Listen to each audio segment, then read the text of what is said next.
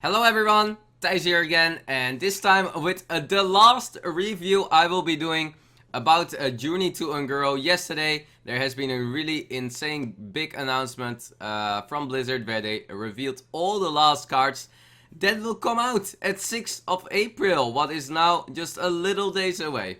Super excited, definitely a lot of hype on it. First I wanted to go shortly over all the cards that are revealed, and then I want to give a full review on what I think in the big picture about what decks might be there, which cards are really strong, and yeah, how the meta might go once Journey to Ungoro hits. First, going shortly over all the cards that are being revealed now, and the first one where my last review ended was this one. An 8 mana 5/4 Battlecry, discover a spell and cast it with random targets. So I think they learned a good lesson from Yogg. It feels like a little of a baby Yogg, or an especially it looks really close to the Servant of Yogg, what was a mage card. But you can discover a spell, so it's not that it is fully random. You go for a discover a spell and then you don't know where it hits, but you can kind of plan in forward of it. Definitely might be a fun card. Definitely not a card we will see in competitive play. 8 mana, way too expensive. Plus this is not kinda an effect where competitive players get really excited about. Definitely a fun card though for casual play. This card needs a little bit of other card to see first. Well, we can actually look at this one. 4 mana 2/6 Taunt. Doesn't say much, kinda like feels like a filler in some way probably for a lot of people in the set. Definitely is, if you just look at the card. But there is another really interesting card, and that is the Spikeridged Steed, a 6 mana Paladin card. Give a minion +2/+6 and taunt. So that's a really strong buff. As you know, +2/+6 is kind of worth 4 mana with a taunt. When it dies, summon Stegodon. So you will also summon, after you play the spell on a minion, you will also summon the Stegodon. And this really reminds me on one card that was incredibly annoying in the last meta, or in the meta before that rotated out of standard, and that was Sludge Belcher. Sludge Belcher was definitely a card that people were not really looking at, but what was incredibly strong in the meta and was kind of fit in a lot of decks. I think this deck can do it too. I think the big question for this card is, because this card is really good, guys. 6 mana +2/+6 taunt. Do that on a little minion, get him better trade, and you get a 2/6 down of it. Do you know how sticky that is? You have here a 6 mana card that adds 12 health. It adds 12 health with still a really strong attack. 6 mana with 12 health. It's really good. It's really good. Definitely should not be overlooked. The big question for this card is, how will Paladin be? How can Paladin make it in the new set? Is this a card Paladin would like to play? Well, 6-drops were never that appealing in general for Paladin, so I see room there. The big question is just, yeah, will Paladin become strong enough to have this card in the meta?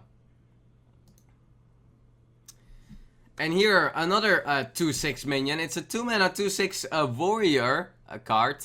Construct Sentry, taunt, Battlecry, summon 3 1/1 raptors for your opponent. Really interesting one too. Warrior quest is summon 7 taunts if I'm correct. I think it was 7 taunts. So this is already a card you can play also to fit the warrior quest in really fast. And we will come later to the warrior quest. But what I can say now, if you can finish that quest, you are pretty happy. So 2 mana 2/6 taunt, pretty solid overall. Also the 3 raptors that you summon and make a 1/1. Don't forget that warrior has a lot of effects like Wild to deal with 1 attack minion. So this is, for example, also a reasonable turn 4 play or turn 3 play to play this and then play Wild and attack with your warriors in a 4 attack minion even. So a lot of other synergies too possible with this too. Besides that it summons 3 raptors for your opponent. There's a lot of ways a warrior can deal really well with 1/1s. So there is a lot of room, and the minion is of course really strong. 2 mana 2/6. So decent card.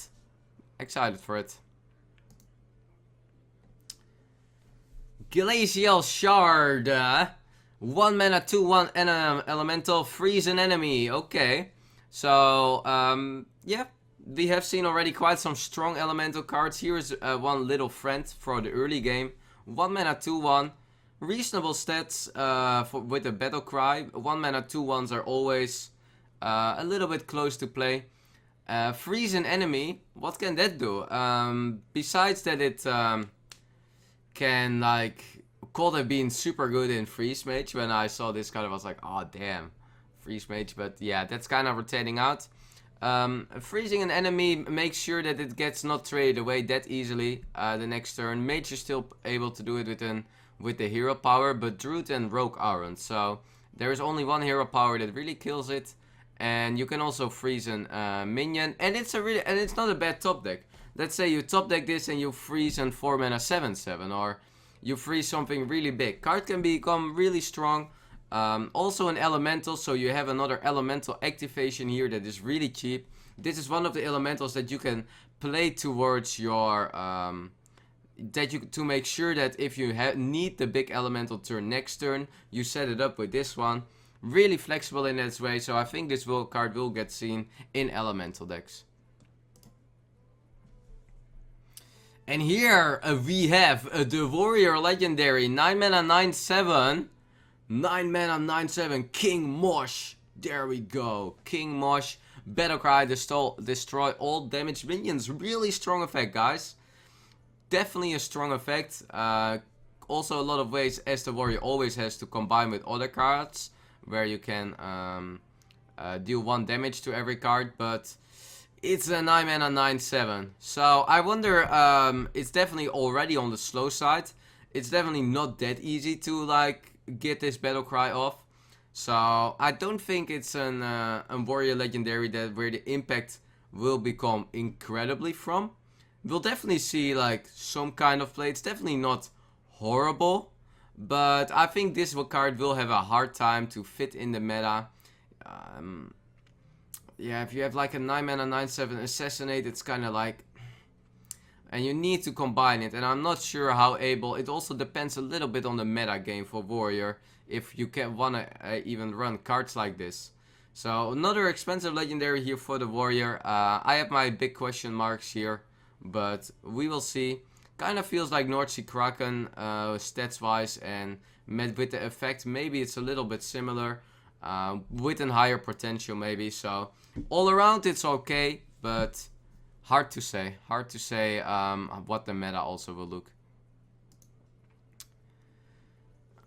What do we have here? Raptor Hatchling. 1 mana 2/1, Death Rattle, Shuffle, and 4/3 Raptor in your deck. That's quite good, I would say. Or am I too fast here? I mean, a 1 mana 2/1 Beast is already something really nice for Hunter. Was definitely something they were a little missing the last expansion. And the 4/3 is a 1 mana 4/3, guys. So what you shovel in a deck is a 1 mana 4/3.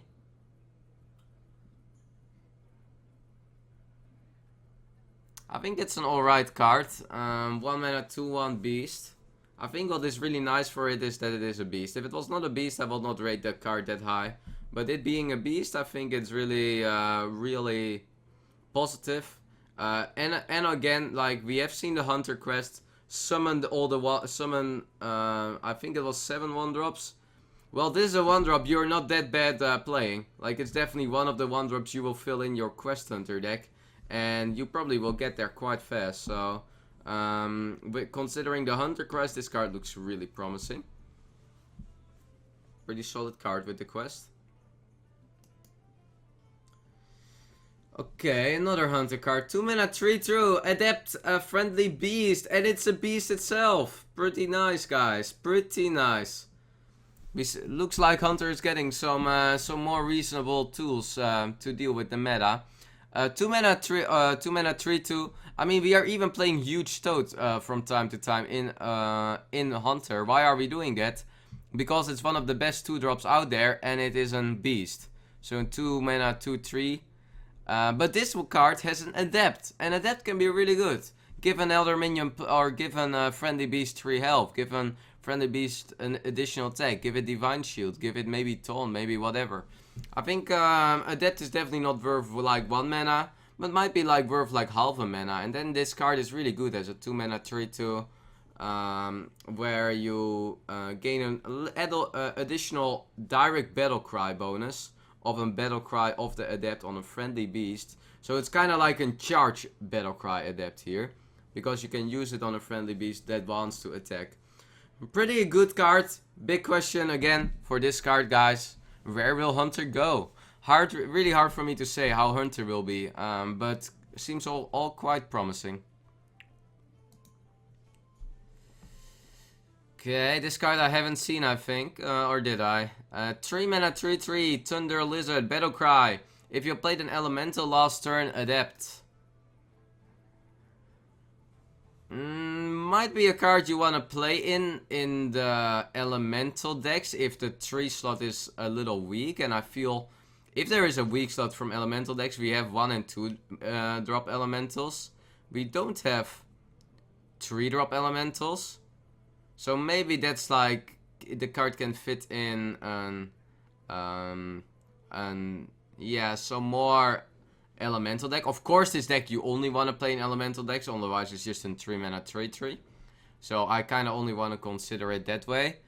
But I don't think like adepts with like it's you like this card is asking quite a lot. Like it is asking that an elemental is played last turn, and then you are able to adapt. And yeah, I know this adapt mechanic is something really coming into Hearthstone.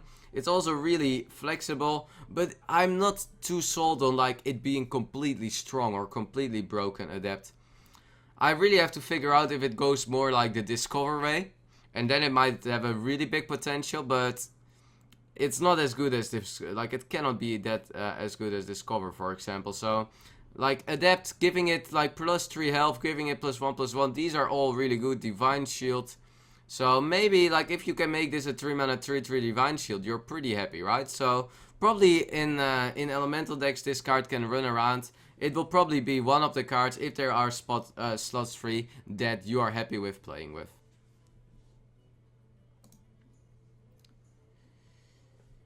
Lightfused Stegodon, 4 mana 3/4, adapt your silver hand recruits. Wow. Did you know, guys, when I saw the 1 mana Paladin spell before, the 1 mana Paladin spell summon 2 silver hand recruits, I was like, guys, I cannot review this card today yet. We need to know more about the whole expansion. We need to know if there are any cards coming in that will buff silver hand recruits, because that's what we need. So this card is a really interesting one, where you get adept on all your silver hand recruits. Can be a really big snowball card, but definitely also not that easy to put on. And how good is adept on 1/1s? Like if you get 1/1s with Divine Shield, it's like an Argent Squire. Not really that. I think adapting on the smaller the minion gets, the weaker adept comp becomes. You like +1/+1, like a 1/4, like you can give it some health. It's probably a reasonable card that Paladin likes to see to buff the silver hand recruits, but I cannot really see this card like making the Paladin getting back there in the meta. Paladin definitely really weak. Considered with Hunter the weakest class. The only Paladin deck that is really super popular are the more Nuzad based decks or the Anything Happen Paladin. So yeah, I'm a little. This is a card that only can also play from ahead or when there is stuff left over, and there are too many decks that are dealing too well with the board in the early game at the moment. Terrorscale Stalker, 3 mana 3/3, Battlecry, trigger unfriendly minions death rattle.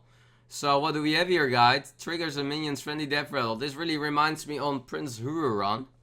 That is a legendary for our Hunter from 5 mana, but this card being 3 mana, of course, way more appealing.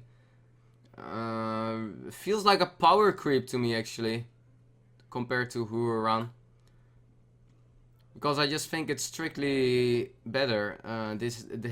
Because you play this card not because of the stats. You want it to have reasonable stats, but you're not playing this card because of the stats. you play this card because of its effect. And the effect is trigger a friendly minion death rattle. It's not a beast, so that's something a hunter will always has to consider, that you play cards that are not a beast. But trigger a friendly minion's death rattle has really high potential. Let's say you play what is the 2-drop?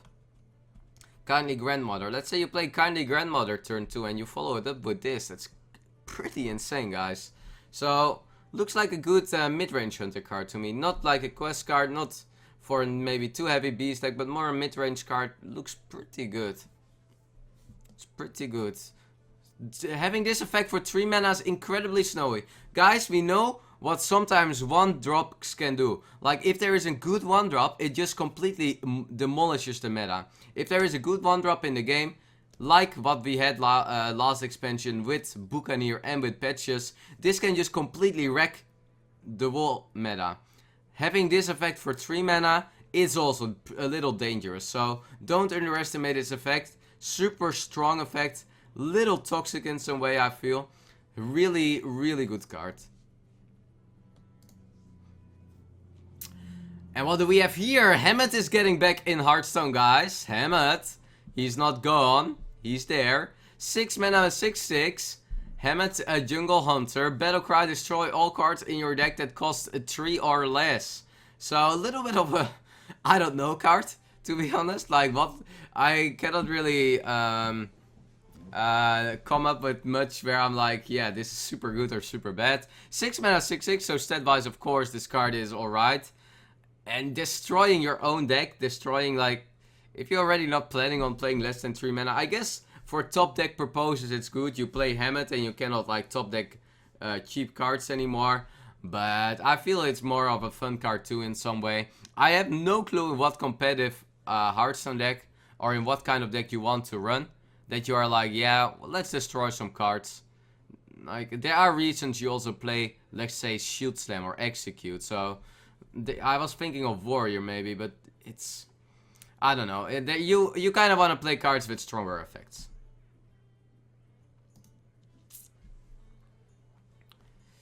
Another Elemental, 5 mana, 4/5. If you played an Elemental last turn, discover an Elemental. So here we have a strong draw card. 5 mana, 4/5. Draw a card, or draw an Elemental. Discover an Elemental. It feels like Dragonet Operative to me, where you have 1/1 less in stats, but you discover an Elemental instead of like discover an opponent card. But an Elemental deck wants to discover Elementals. You have the flexibility of getting a really cheap 1 or 2-drop Elemental, or you have the potential of getting a late game Elemental. So really, really good card here, giving you some additional card draw in the deck. I would say this card is pretty good. 5 mana, 4/5. You can also compare it to Ezra Drake. 5 mana, 4/4, draw a card. Well, this is kind of the same, but you discover a card. And discover is just better, because you can like fit it into the curve, fit it into the matchup, fit it in your future turns, or it's a little bit more flexible. So, really good card. Really good card for Elemental decks. I already reviewed these guys.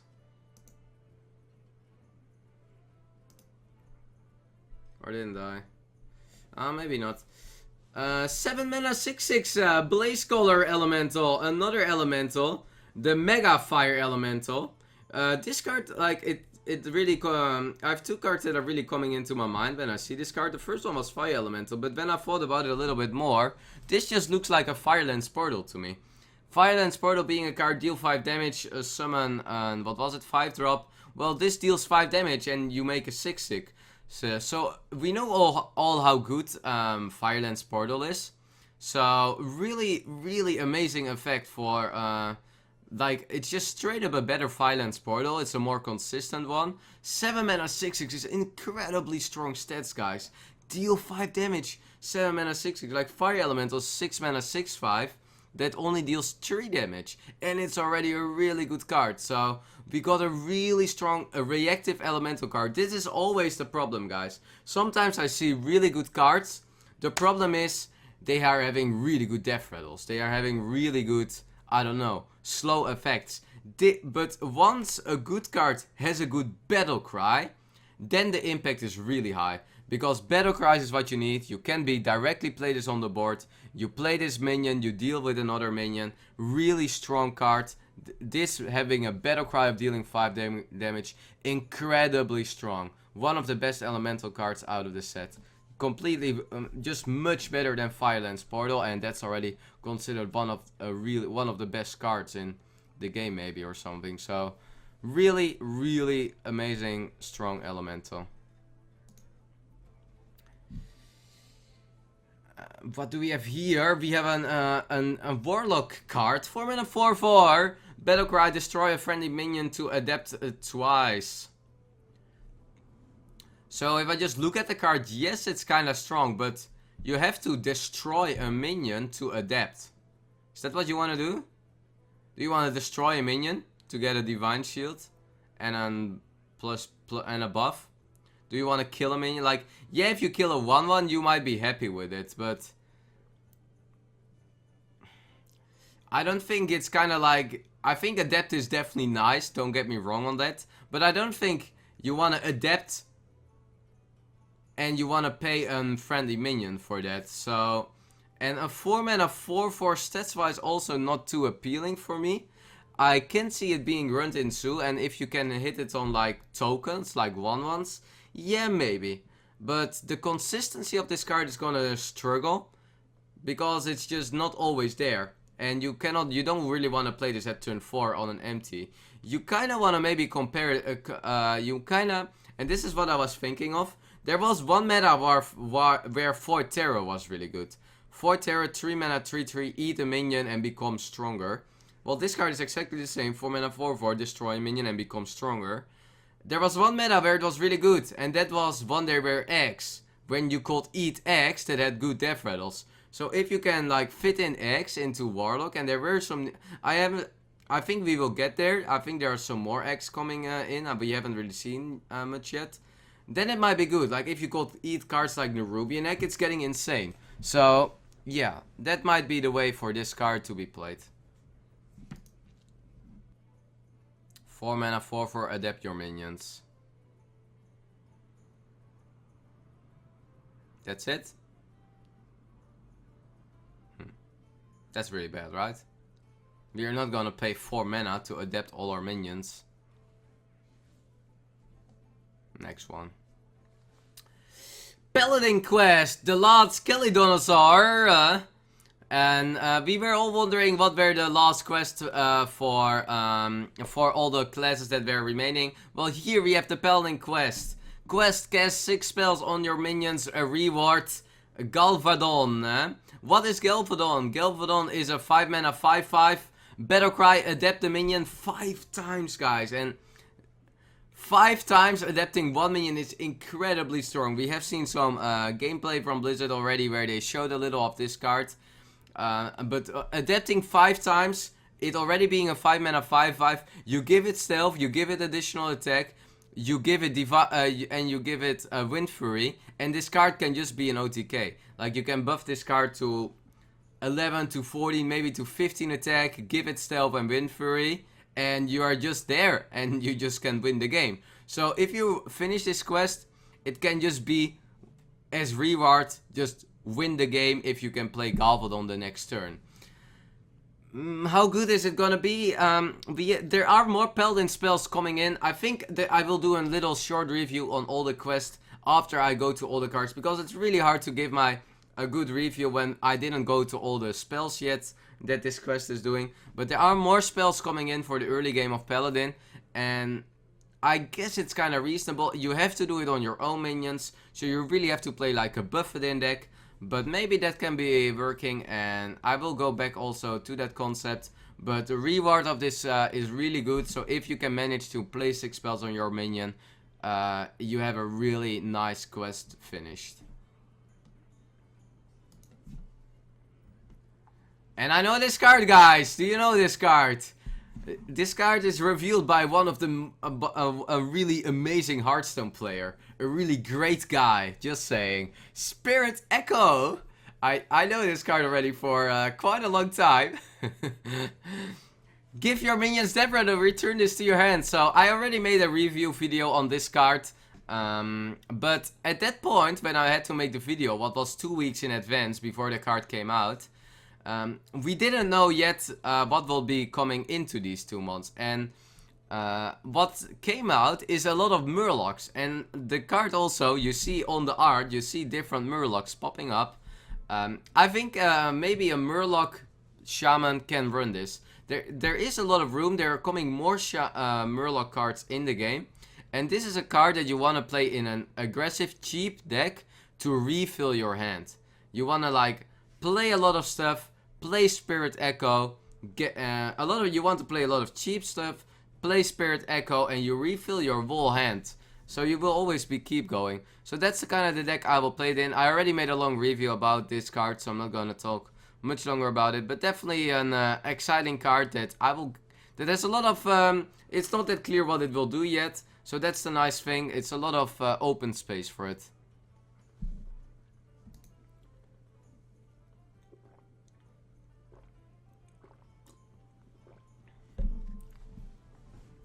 Stampede, eh? 1 mana, when you play a beast is turned, add a random beast to your hand. So if you go 1 for 1, you don't wanna really. Then it's like you wanna get 2 beasts out of this card, because if you play 1 card, if you play 1. Then you could also just play a beast in your deck, right? Like you play this, then you play a beast, and if you only draw 1 card, you are like, yeah, right, great. I could have just played a beast and not getting a random beast. But if you play more than 1 beast a turn, that's really a big refill for 1 mana, guys. Don't forget the freaking mana cost on this card. Like it being 1 mana. Are you kidding me? Like, beasts, there are also a lot of bad beasts in the game. Like, don't forget that. There are a lot of bad beasts in the game. So, you probably keep... You probably pay, like, 1 mana for all the beasts. But it's also, like, you also keep getting random beasts. So it also can maybe even refill. Like, if you get an Angry Chicken, you play Angry Chicken and you just get another beast. So even Angry Chicken might become as a really good card out of this. You can go kind of unlimited for this card. And the card is only 1 mana. So this card looks amazing to me. This card is actually maybe also like good for the Quest Hunter, where you play a lot of 1-drops and you then also refill your hand in some way, and you might even get more 1-drops. This just being an how does this interaction work with Unleash the Hounds whenever you play a beast? Yeah, it's probably not working, but this card is really looks really strong to me.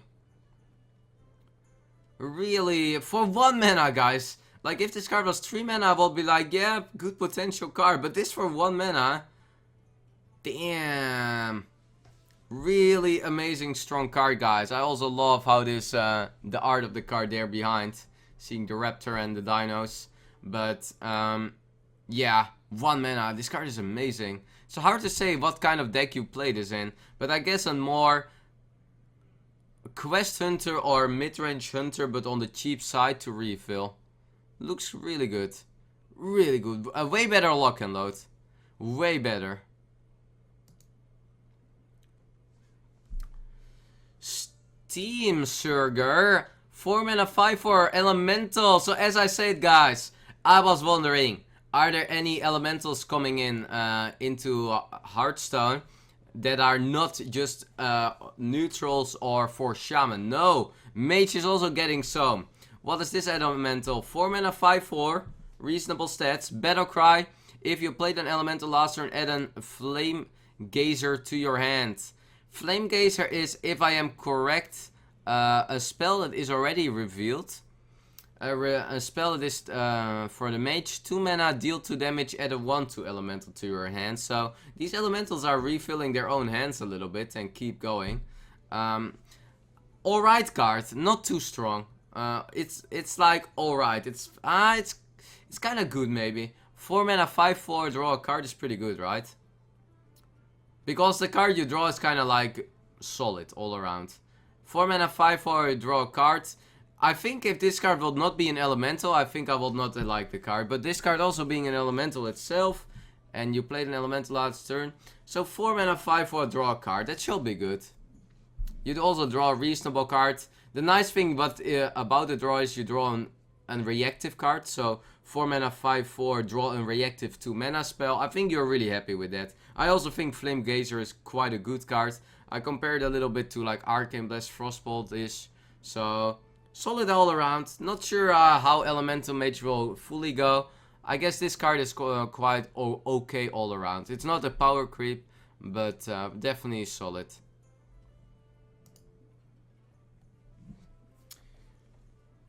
Three mana 2/2 Battlecry Adept.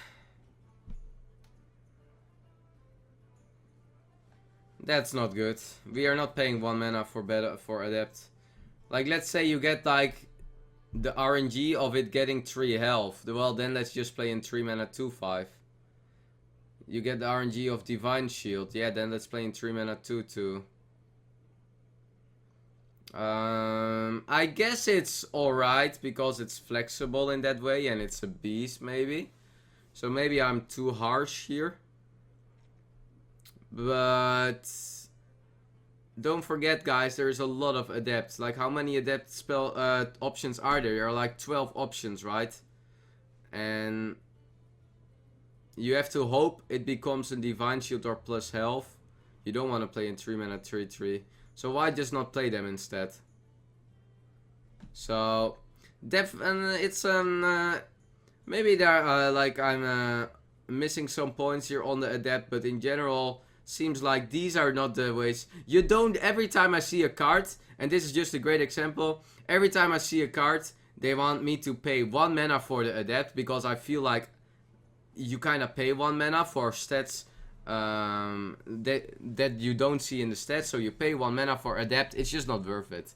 You just play a 3 mana 2/5, just play a 3 mana 2/2 Divine Shield. Like, yeah, you have the flexible way of reacting, but this is not like the flexible way you want to react. Not with just a 3 mana 2/2, because it doesn't have like stats are just a little too low for this card.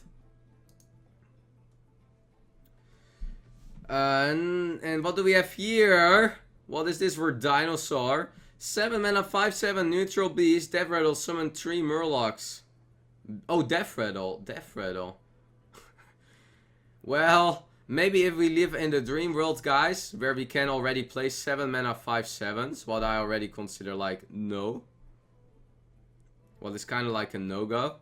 It's not that you are like you are having a really close game going on, back and forth trading, one player being a little ahead, and then you want to play in 7 mana 5/7. Like, there are also cards for 5 or 6 mana that you can play for 5/7 stats. There is no way that a beast makes this card better, that it's a beast, or like it makes it better, but it's not gonna come up for the 1 or 2 mana you pay over. Like, come on, guys, we are having 4 mana 7/7s. There are a lot of power creeps in the 5 and 6 slot too that are just really strong. We're not gonna play this.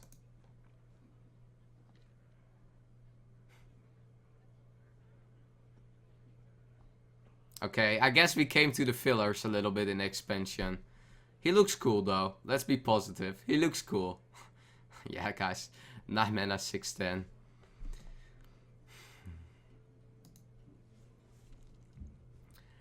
Rockpool Hunter. 2 mana 2/3 Murloc. Battlecry. Give a Murloc +1/+1. That's quite good. Holy shit. That's amazingly good.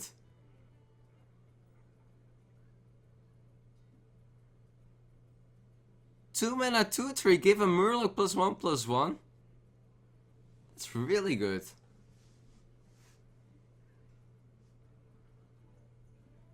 Yeah, that's amazingly good. Because Murlocs are so cheap. It's an incredibly, like, we have here, it's kind of like an Sun Cleric. That was, I remember when Sun's Cleric was also 3 mana 3/3 buff 1/1/1. And we also have this effect on like Orgus, but this card giving a friendly minion plus Murloc +1/+1, it being a 2 mana 3/3 Murloc, I'm actually surprised this card came out. Because Murlocs are having really cheap 0 mana and 1 drops. So if you play a 1 drop and you follow it up by this guy, holy moly, that can snowball. 2 mana, wow. Whoa, I'm surprised. I'm really surprised.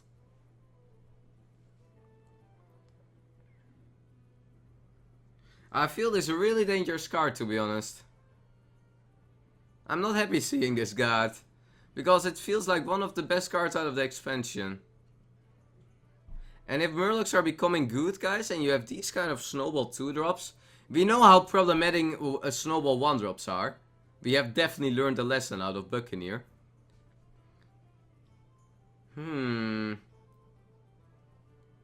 Really dangerous card, guys. This is a card, like, we know how good Murlocs... the Murlocs are having incredibly good synergy between each other. So, if Murlocs will become Fireball, this card will be the card you're gonna be toxic about. This is the card you're like, no, please let him not have this card. 2 mana 2/3 +1/+1. So you already have kind of like a 2 mana 3/4 here. If you just have a Murloc on board, guys, it's just 2 mana 2/3 with +1/+1 charge on a friendly minion. It's just like a Totem Golem with a little charge on the friendly minion, and you don't get overloaded. And Murloc's already cheap, and you can follow it up with the War Leader. You can also play it on cards like War Leader. Incredibly strong card that probably didn't get the attention that it deserved, but you will see this card play. Really strong one. Oh man, I'm so worried about this card. 2 mana, guys. I was so hoping not having like these broken 1 or 2 drops, but this one feels a little to me. I really feel this card is, and I can say you one thing, guys. You don't want a Murloc meta too badly. You don't want Murlocs to be the #1 deck. You really don't want that. Just saying. So I hope I'm not gonna get surprised by 1 or 2 more Murlocs, because then I'm really worried.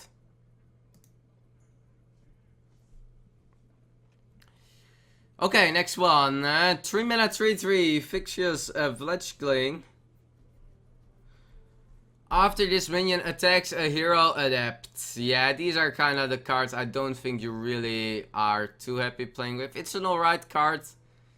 Probably in some way of arena maybe, but you have to hit face. This card has to hit face to get adapt, so not trading on board. So this guy just wants to hit face, get Divine Shield, hit face again, Divine Shield, or what? What is the purpose of this 3 mana 3/3? Yeah, because it doesn't have, like, didn't we get like a card like 3 mana 3/3 adapt or something? I mean, why would I play this to get like, and guys, this effect is not going off 2 or 3 times, so I don't think these are cards you play. Like, you don't play 3 mana 3/3s for maybe a possible an effect.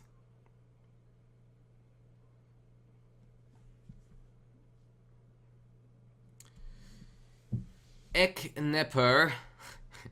Eggnapper. Not Kidnapper, Eggnapper. 3 mana 3/1, summon 2 1/1 Raptors.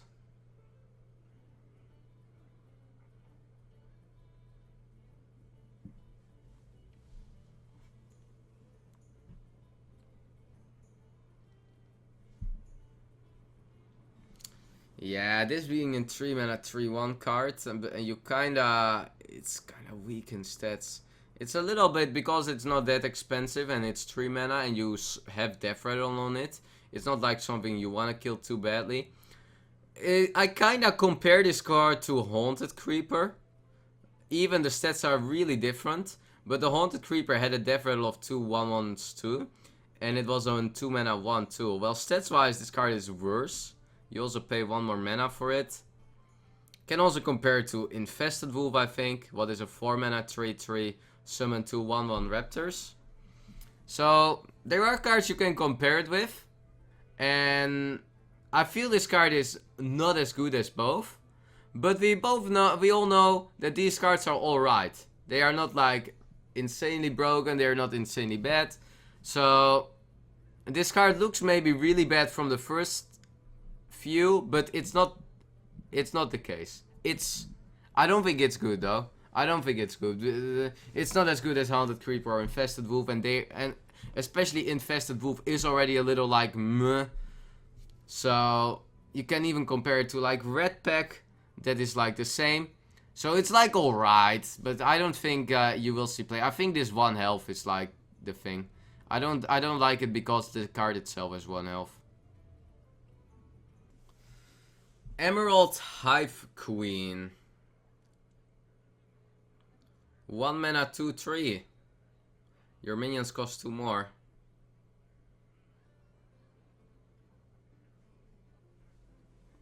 It's quite an alright card. Definitely not a dust card, guys.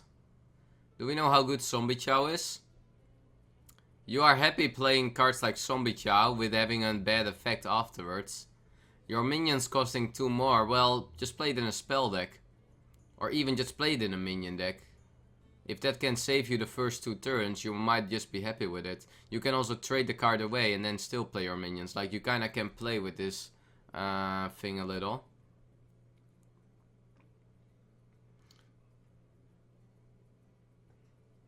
Like, I just really compare this card to Zombie Chow. And I know how good Zombie Chow could be against a more aggressive deck sometimes. It's definitely a little problem that you kind of need to trade this card away a little at some point. The card is also an epic though. 1 mana 2/3 epic.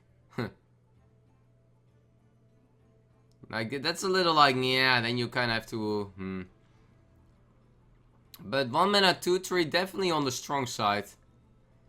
I think this card has a lot of potential. I'm not really sure how you want to fit this in. But play it into something like Rogue. Like, for example, just coming up with like 1 class, or Druid that wants to play a lot of spells or a lot of expensive minions, and this might just get you there easier. Maybe, yeah, I can see it. It's not as good as Zombie Chow maybe, but the card has good potential. I think it's an alright card.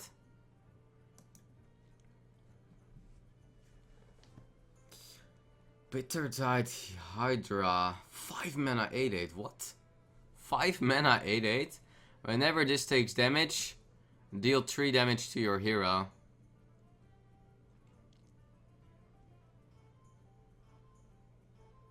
Wow! Wow! Jesus, guys. Well, these are kind of like the cards I like when they are having the strong stats. Like, I definitely don't like 4 mana 7/7. I definitely like this one. It really reminds me on Fel Reaver. For the people that are known with the Mech Mage or the Mech meta. Fel Reaver was also a 5 mana 8/8 card. Destroy 3 cards from your deck when your opponent plays a card. This is definitely a card you should not overlook. This is definitely a good card. Don't forget how sometimes tempo-based games can become. And if this guy deals 8 in the face, like, you play this card, it's so strong, man. Like, you play a 5 mana 8/8, then your opponent does something, then you deal 8 in the face. Like, just having this overwhelming stats. This card cannot be ignored. You have to deal with this card. So, really, what deck mode do you want to fit it in though? A deck that can play with his life a little bit. That's either really aggressive or can play it even defensive.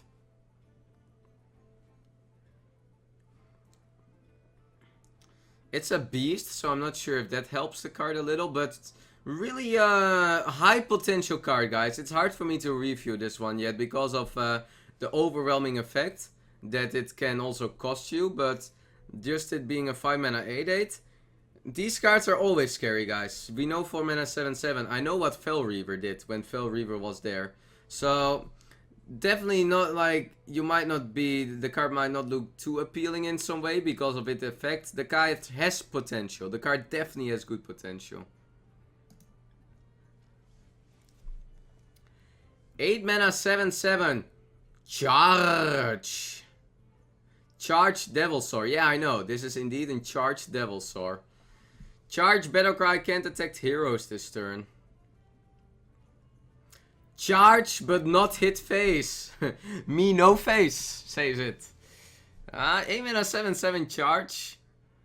I don't know, man. 8 mana 7/7 charge.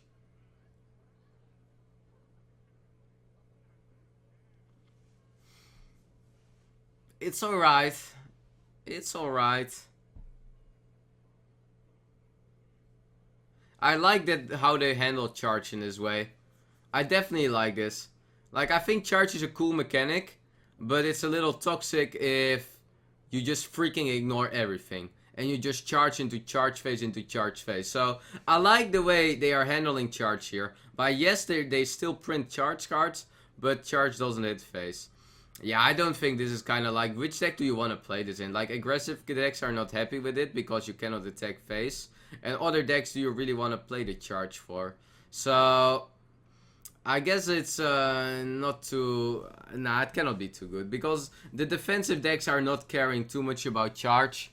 And I kind of see it as the Ice Hole. That is 10 mana charge for 10/10. What is like a little... Yeah, I don't think this card is too good. 4 mana 3/4. Draw a card. Change its cost to 5. Wow. 4 mana 3/4. Draw a 5 mana Deathwing. Draw a 5 mana Ysera.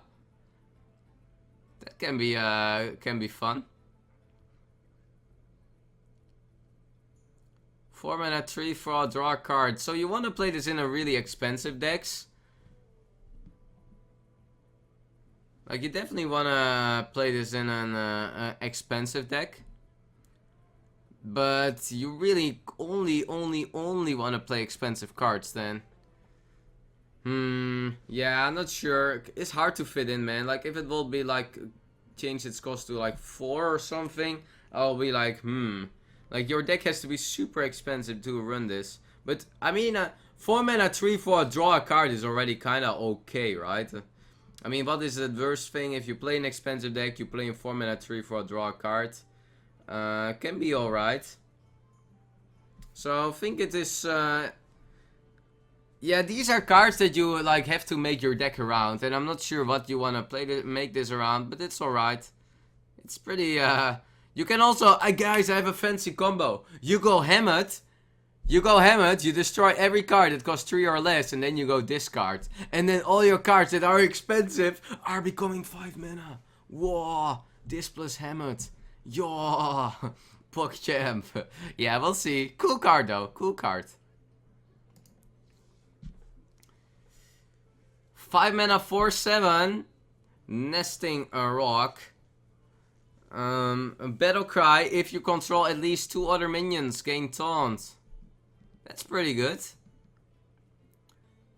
I mean, 5 mana 4/7 is already alright. If you control at least 2 other minions, gain Taunt. So we have Druid of the Claw, what is a 5 mana 4/6. Do we have... What are the other 5 drops that are having Taunt? Or 6 drops?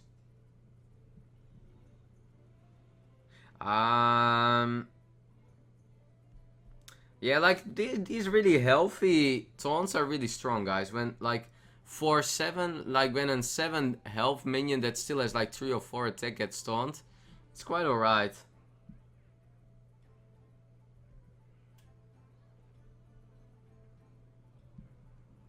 Like, if I compare it to the Bruiser, well, there's a 5 mana 4/5, but yeah, that one is sometimes 3 mana.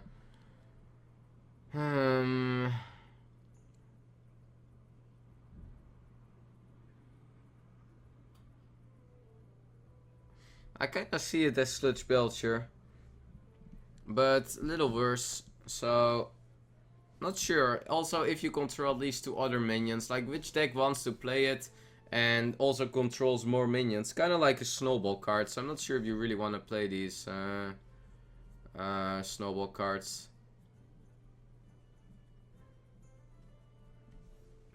Yeah, interesting card though. I really wonder what you want to play this in. Like, I cannot come up with any card, guys, that has so strong stats. 5 mana, 4/7 with taunt. So, effect is quite alright. Definitely a good 5-drop in that way. Like, worst thing is you play a 5 mana, 4/7. That's not too bad. So, we'll see.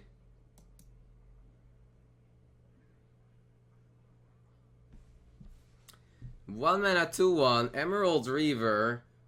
Deal 1 damage to each hero. So kinda like Leper Gnome and so Emerald Reaver, 1 mana beast. I guess you play this guy for the Hunter quest. I think Hunter likes it actually, this card. It's a 1 mana 2/1. It's a beast, guys. 1 mana 2/1. Beast. Hunter quest summon 1-drops. I think this is a card Hunter likes a lot.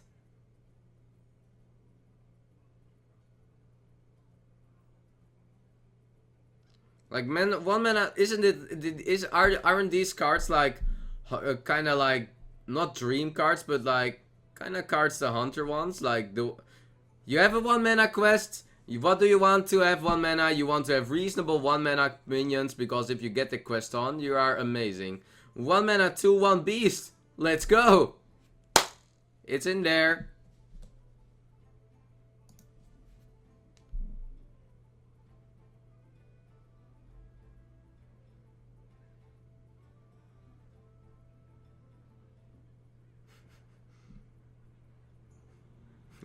What do you want me to say about these cards, guys? 14 health.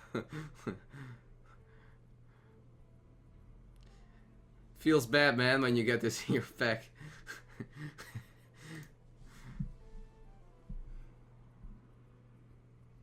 What?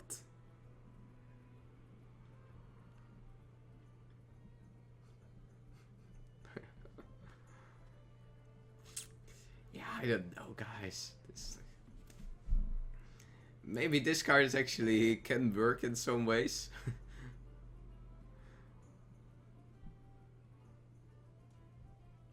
6 mana, 8/2 stealth.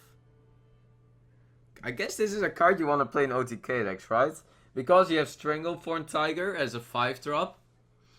But if you give this card double Adapt and you give it like plus health and Windfury or something, or you even play cards like...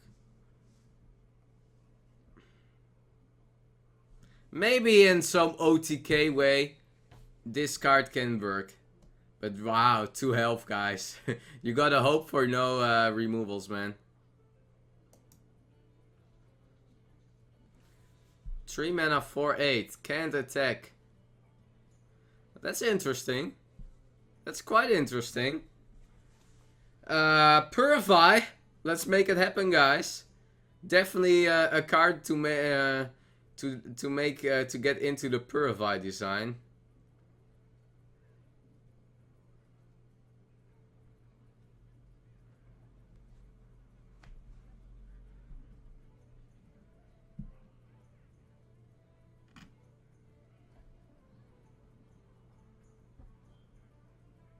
You can also taunt this minion up, guys. If you taunt this minion up, like, it kinda is like Ancient Watcher in some way. Ancient Watcher, 2 mana, 4/5. That can't attack. And it can be, it was really good in when like in the handlock times. Or maybe even, you can also play play it in Druid. Where, but then you still had like Keeper of the Grove, what was like a more playable card. But maybe like Priest can do it. Play this card. Play Watcher, play the Statute, and play Purify and more silence effects. I actually think this has potential. But you kind of need to either... You have to probably play it in Priest, right? I mean, Silence Priest is definitely not top tier at all. Like, it's for sure not, but it's not that bad either. So maybe you can do some great, cool combos with this card. Like 3 mana 4/8 is really good instead. So these are cards that I have a little hard time rating, but have really that have potential. They have definitely good potential.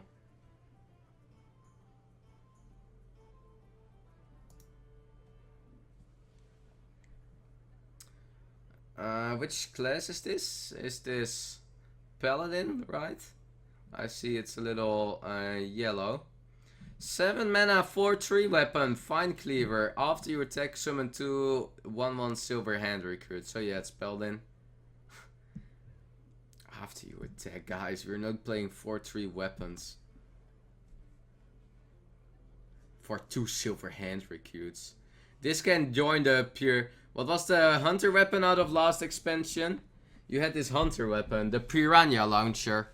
Well, this is the Piranha Launcher of Unguro. Next one. Razor Pellar Folly. Add 2 Razor Follies to your hand that deal 1 damage. But the card doesn't do itself anything. 2 mana, do nothing, and draw 2 cards. Maybe, I mean, this is a rogue card, guys, and rogue can do a lot with spells. You have now the plants that want to play like 4 cards a turn. These razor pedals are 1 mana, deal 1 damage. So, and probably for the quest too, if you play this card twice, you already played 4. You already played 4 times the Razor Peril. So maybe for the quest this can also work, and for the plans this can work. So okay, there is potential for this card. There are definitely combos that Rogue can benefit from this. Rogue is also, you can go Miracle Rogue, play cards like this, and your auctioneer keeps drawing. So I guess it's an alright card. It's just that you don't do anything directly, and 1 mana deal 1 damage is not that great either. So the card itself is just bad, but maybe you can you are okay with playing a little bad cards if the reward for your rogue deck is worth it to make things happen.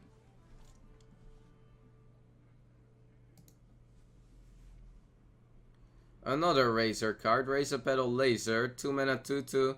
Add a Razor Petal to your hand that deals 1 damage. Well, that's a better one at least, guys. Because this is a 2 mana 2/2. This is a 2 mana 2/2. And this is a 2 mana nothing. So, I'm more happy with this one. 2 mana 2/2, add a Razor Petal. What is a 1 mana, deal 1 damage. And then okay, this card is alright. This card is alright because it's a 2 mana 2/2 and a Battlecry drawn card. So you might even be able to play it directly afterwards. And don't forget, Rogue can do a lot with it. Rogue can do a lot with cheap spells. 1 mana spells are definitely things Rogue likes. We know how popular Conceal was. We know how popular was it in Rogue to play a freaking coin. Rogues were already happy playing a freaking coin.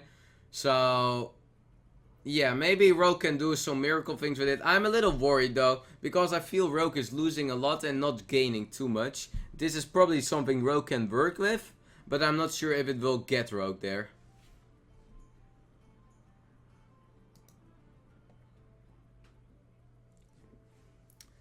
This is an Rogue weapon, if I'm correct. 4 mana 3/3. Epsilon Shard costs 1 less for each card you have played from another class. So if you play like 2 cards from another class, you have a 2 mana 3/3 weapon here. That's actually pretty good. That's actually pretty good. Does Rogue actually get a good weapon here, guys? I mean, let's say you play Swashbuckler. I also think if you play this card for 3 mana, it's not too bad. Playing 3 mana 3/3 weapon. Play it with like some weapon buffs or something. Like, well, how does Rogue do this? So Rogue has Swashbuckler.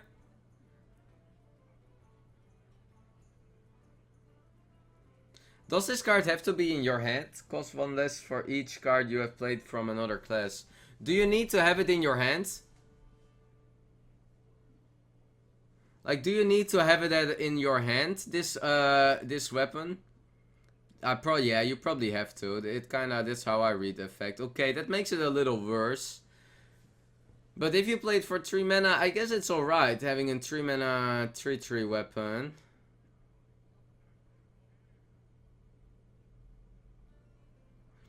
Play an Huckster with it, and you are... But, yeah, you have to play the card.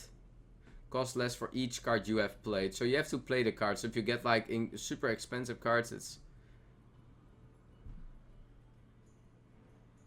No? Oh, no. Okay. I think this card is good, guys. I definitely think this is a good weapon. Design space for Rogue, yeah. I mean, it's an alright weapon. It's not like 10/10 weapon, but I will definitely give this a 7/10 or something. Like, I think this is an... Rogue can do a lot with weapons, so definitely a nice one here. Design space has been there, guys, for Rogue. We finally got a weapon after they nerfed Blade Fury.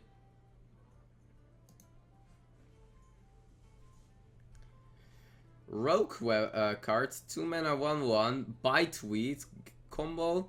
Gain +1/+1 for each other card you have played this turn. Ah, Edwin his brother. So it's like a questing, but the other way around.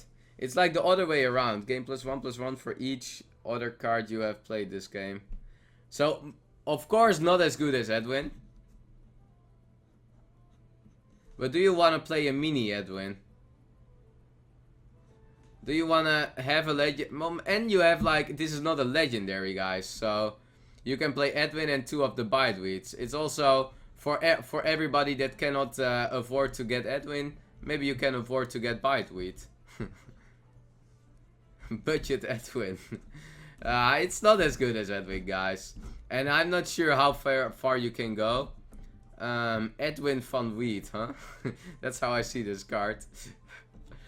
I don't know, like, if questing is better. Questing, like, can snowball a little bit more, right?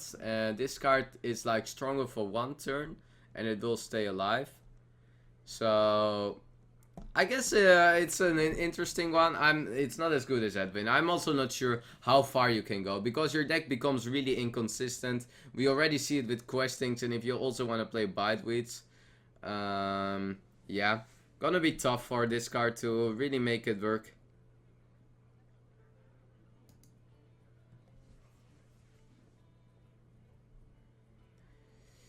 Three mana Envenom weapon. Give your weapon poisonous.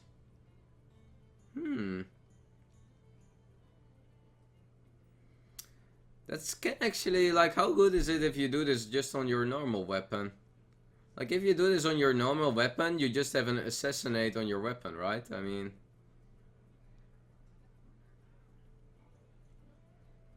I think it's good. Like, play weapon turn 2 and play this weapon on it.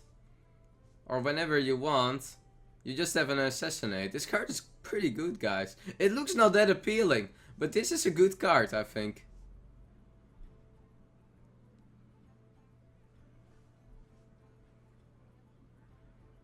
Poisonous is you get poison on your weapon, and poison kills the minion you attack.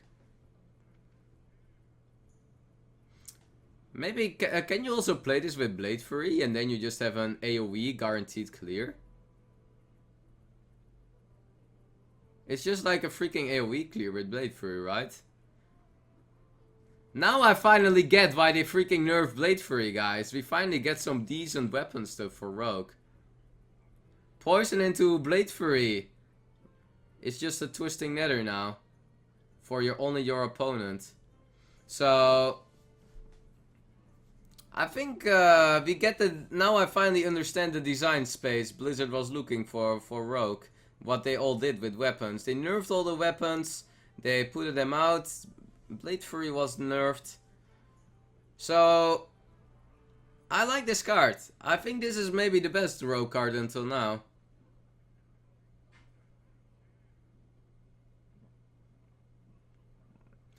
I definitely think this is a reasonable rogue card.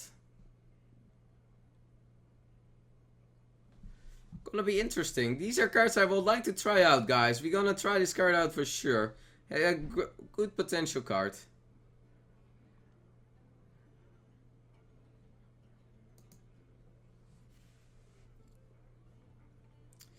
One mana, rogue spell. So we are getting towards all the rogue cards here. Discover a card from your opponent's class. Discover is pretty good. This card's pretty good. I mean, we already play Swashbuckler, guys. That gives you an opponent's card. Now we can discover a card. Play this in a Miracle deck. Miracle decks likes 1 mana spells. Edwin likes 1 mana spells. There are a lot of rogue cards that like cheap spells to get played. This is also a card that is like perfect maybe for the plant. The plant, play 4 cards every turn. Well, let's discover a card, let's play a backstep, let's discover a 1 mana card, and we got the plant going. Like, there is not that much. It's really cheap. It draws a card. It's like play a card, draw a card. So really quite a alright card. I just don't know how strong this archetype will become. Like, that's the big question for me. How strong will this archetype become? But this card, like, Discover is already good. You definitely are okay discovering for 1 mana. It might not be, like, too appealing, but it's totally alright. Like, we already kind of had it with the Journey. Also for the Rogue. So, card is alright for Rogue. Card's definitely alright. It's hard for me to say how this Miracle Rogue deck will look. Like, it's hard to really evaluate the quest well from the Rogue. It's really hard to evaluate the plant from the Rogue. But this is a card that you want to play into it. So, cool to see where this will go to, this archetype. Tar Lurker. Just a Lurker, guys. Just a Lurker. 5 mana, 1/7. Has +4 +3 attack during your opponent's turn. So just a 5 mana 4/7 taunt. I love these Tar cards, man, guys. I'm a big fan of this new archetype, the Tar archetype, where you have because they are so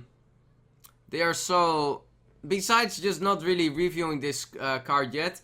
I love this mechanic. Just wanna say, Tar mechanic. All having taunts, all really strong minions, but only strong on your opponent's turn.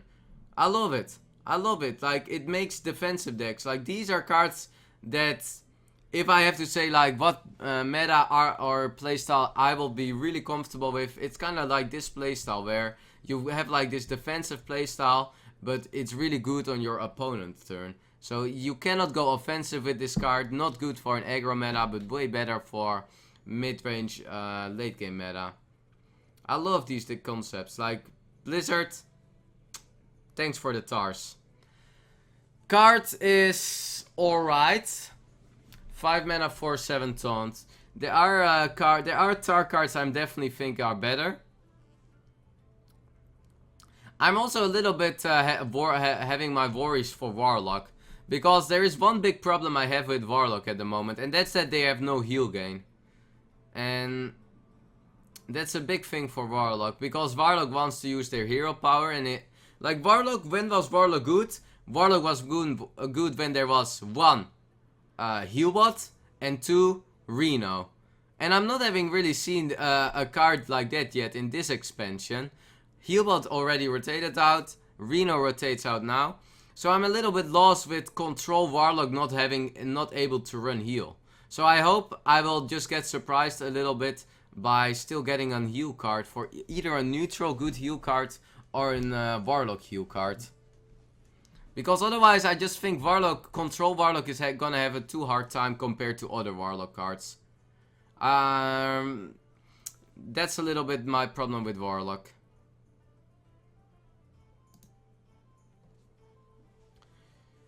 Cruel Dinomancer, 6 mana 5/5 Death Rattle, summon a random minion you discarded this game.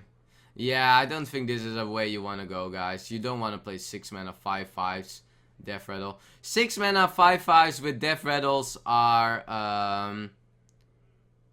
like 6 mana that are not having a battle cry. Like once you're playing 6 mana that are stats wise not strong, 6 mana 5/5, definitely not happy with the stats here, and you are not playing a card that you that has a battle cry on it. It's already super slow, and it's kind of like a random RNG, and yeah, getting a card that is discarded, like let's say you get like a 3/2, well, you can get the Doomguard sometimes. Nah. Sylvanas, yeah, but this card is not as good as Sylvanas, guys. 6 mana 5/5 summon a random minion you discarded. It's so not as good as Sylvanas, not even close. Like, just play Karen, man. Just play Karen, right? 6 mana 4/5, summon a 4/5. Why would I play a 6 mana 5/5, summon a random minion? Yeah, you will have to one time the Doomguard, but the three other times it's not that good.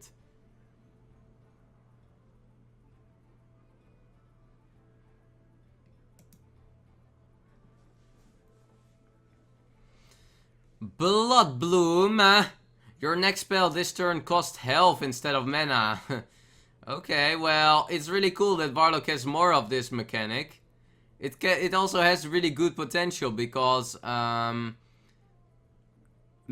we can maybe play a lot of like insane spells, or like play a 5 or 6 mana spell, and then we can really get ahead from there on. But how many health are we able to play with now for Warlock?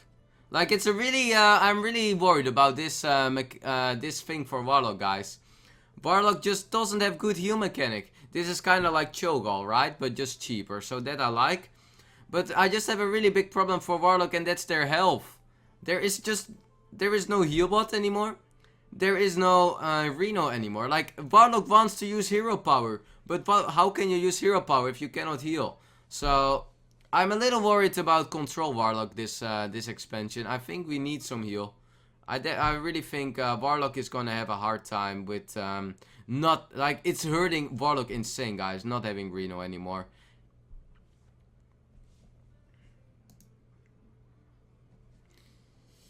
Deal 3 damage to a minion, summon 3 1/1s, feeding time.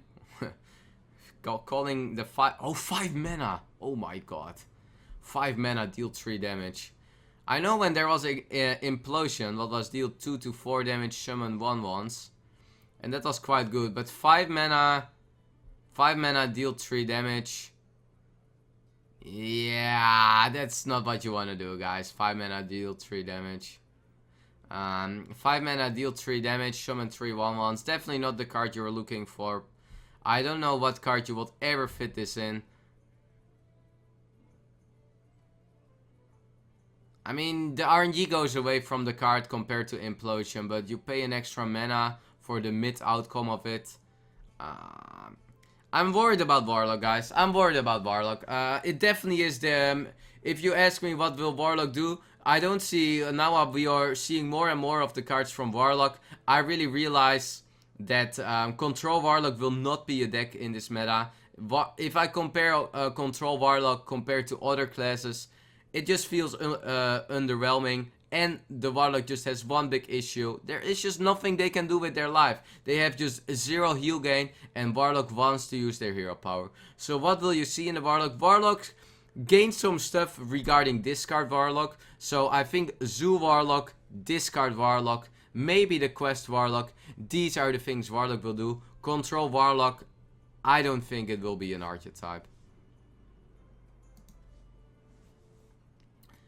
3 mana, 3/3, Battle Cry, discover a spell, deal damage to your hero equal to its... oh, Battle Cry, discover a spell, deal damage to your hero equal to its cost. So it's like Ivory Knight, but then the other way around, where instead of you gain health, you pay health. Warlock really wants to go full suicide mode, right?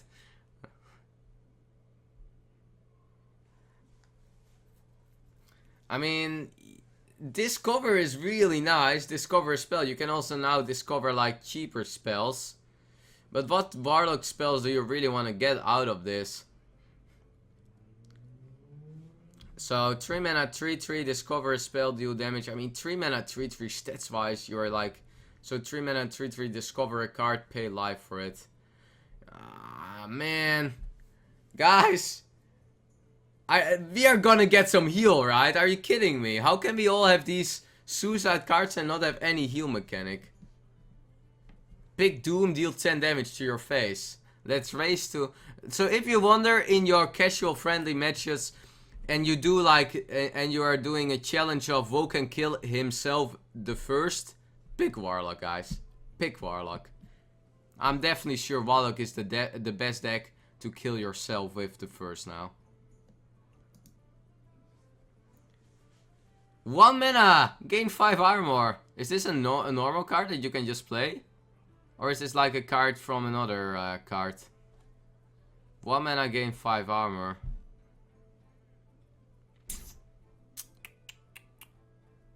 Maybe you want to play this card as like one-offs. But I don't know, man. These are cards that only are really available in aggressive metas. And really, really aggressive meta. I don't think you play this.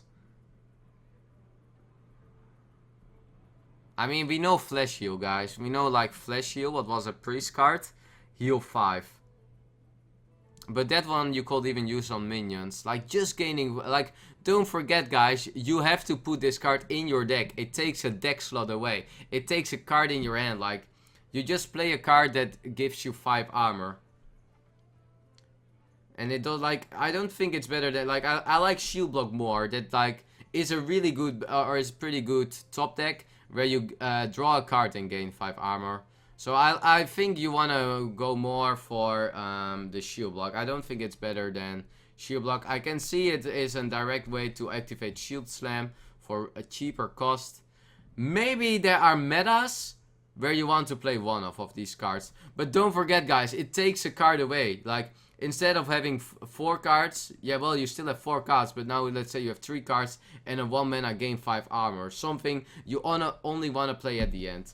So, it's a worse Shield Slam overall. Maybe there are meta games you can, like, justify this, or you're happy with playing this, but overall, it's not that great of a card. 5 mana, Sudden Genesis, summon copies of your damaged minions. Summon copies of your damaged minions. Ah, guys, the cost is too expensive, man. It's 5 mana.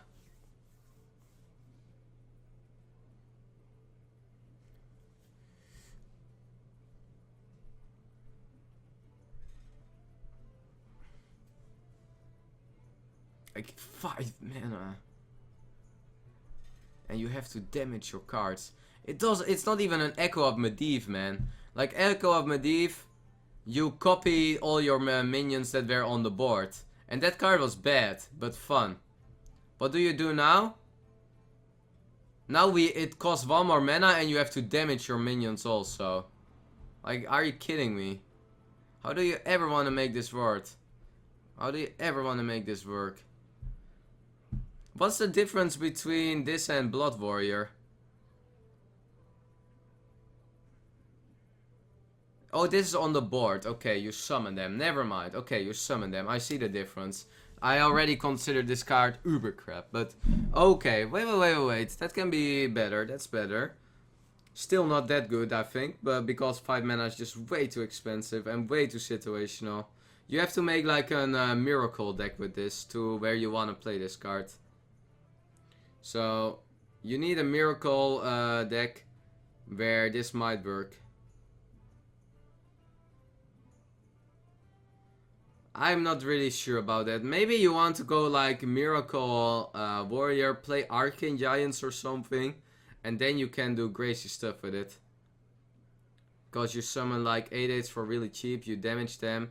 Like there was the Blood Warrior around. And that might be like the deck you want to try this one in. We'll see. Gonna be difficult to make this card work. Cost is really expensive.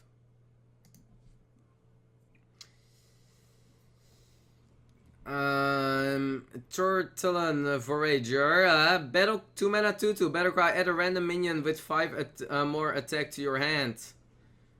Add a Magma Rager to your hand, huh? No. 2 mana 2/2. Draw a random card. That's alright. That's alright. 2 mana 2/2. Draw a card. Or get a random card.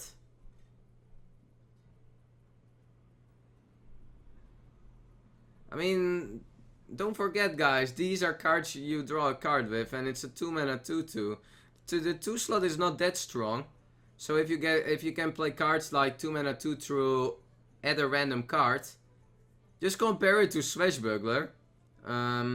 Compare it to Swashbuckler, and then you are like, yeah, well, this is an alright card. Definitely a good arena card too. But I'm also thinking of the Druid Quest. I'm not sure how the Druid Quest you can go, but the Druid Quest is summon 5 attack minions, and then all your cards are becoming free. So, Druid Quest is a little different in the way that you need to draw a lot during the game to also play stuff for 0 mana, and not that you play all your cards and then you have nothing to do with your quest. So that's a good card. Definitely a good card for also the Druid Quest maybe. Because it's an early game card and it's not all around for your quest that you go totally bad on. I like it. It's a little high RNG card though. So hard to fully evaluate these cards. But card is a good potential.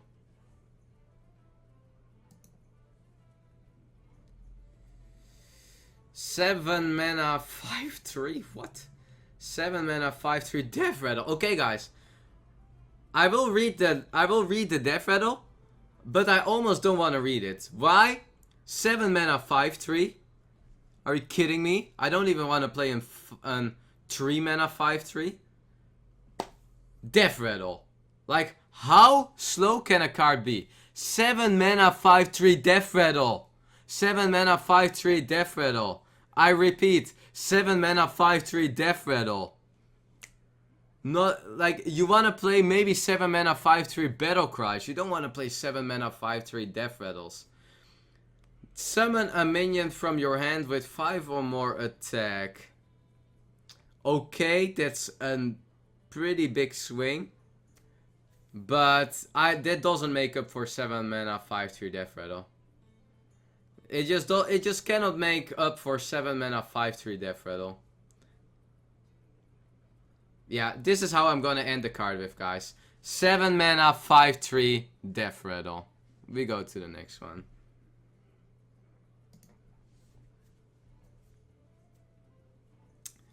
Earthen Scales. 1 mana a Druid spell. Give a friendly minion +1/+1, then gain armor equal to its attack. Gave a minion +1/+1, then gain armor equal to its attack. Okay, defensive meta. Give a friendly minion +1/+1, then gain. It's a little. You need to play this in deck. You need to play cards like this in decks that draw a lot. The card is alright, but I don't think there are really Druid archetypes that are like, yeah, this is the card I want to play. I mean, it's probably a better Feral Rage, right? Play it on a solid minion and you gain a lot of armor. Maybe this is like the cards that the card you want to play to like play it in Jade Druid, for example, and you don't have to play Feral Rage anymore. Play it in Jade Druid, put it on like your mid-range minion, put it on your 6/6 and you gain 6 armor for 1 mana. So in a heavy draw deck, in a strong deck, I think this is a really good Jade Druid card actually. Now I think about more of it, this is like a card that you wanna like play as a defensive tool in a really valuable deck. Which deck is like the dream of the value? Jade Druid. There is no deck that is gonna outvalue Jade Druid with Jade Idol there. And now you have a great defensive card. You always were forced to play Feral Rage. It was good with Vendrel though, so you had that. But this for 1 mana! 1 mana! This is actually a really nice card. I think it's a really good card now. I think about it more. I had to like think about this card a little bit, but gain of like just play it on a like 1 mana, gain 6 armor and +1/+1 is really good. It's really good. Really good deck. Really good card. So Elder Longneck, 3 mana, 5/1, Battle Cry. If you're holding a minion with 5 or more attack, adapt. So we have a 3 mana 5/1 here. Why would we consider playing 3 mana 5/1s on the first place? We have the Druid Quest. So Druid Quest being summon 5 minions of 5 attack, and you are summon 5 minions of 5 or more attack, and your cards are becoming free. So that has like great potential. I think, so what do you want to adapt here? So you can get like Divine Shield, you can get 3 health is really good, right? If you get 3 health and you are able to make a 3 mana 5/4. I think this card is also quite okay all around. I'm not muted, guys. I just checked. I already checked 2 times because you guys keep spamming in. Can we go back to the review? Thank you. Okay, let's go over again. Teehee, great April Fool you got here. You got me. I never expected that you guys would say I'm muted when I'm not muted. Nice April Fool. You got me.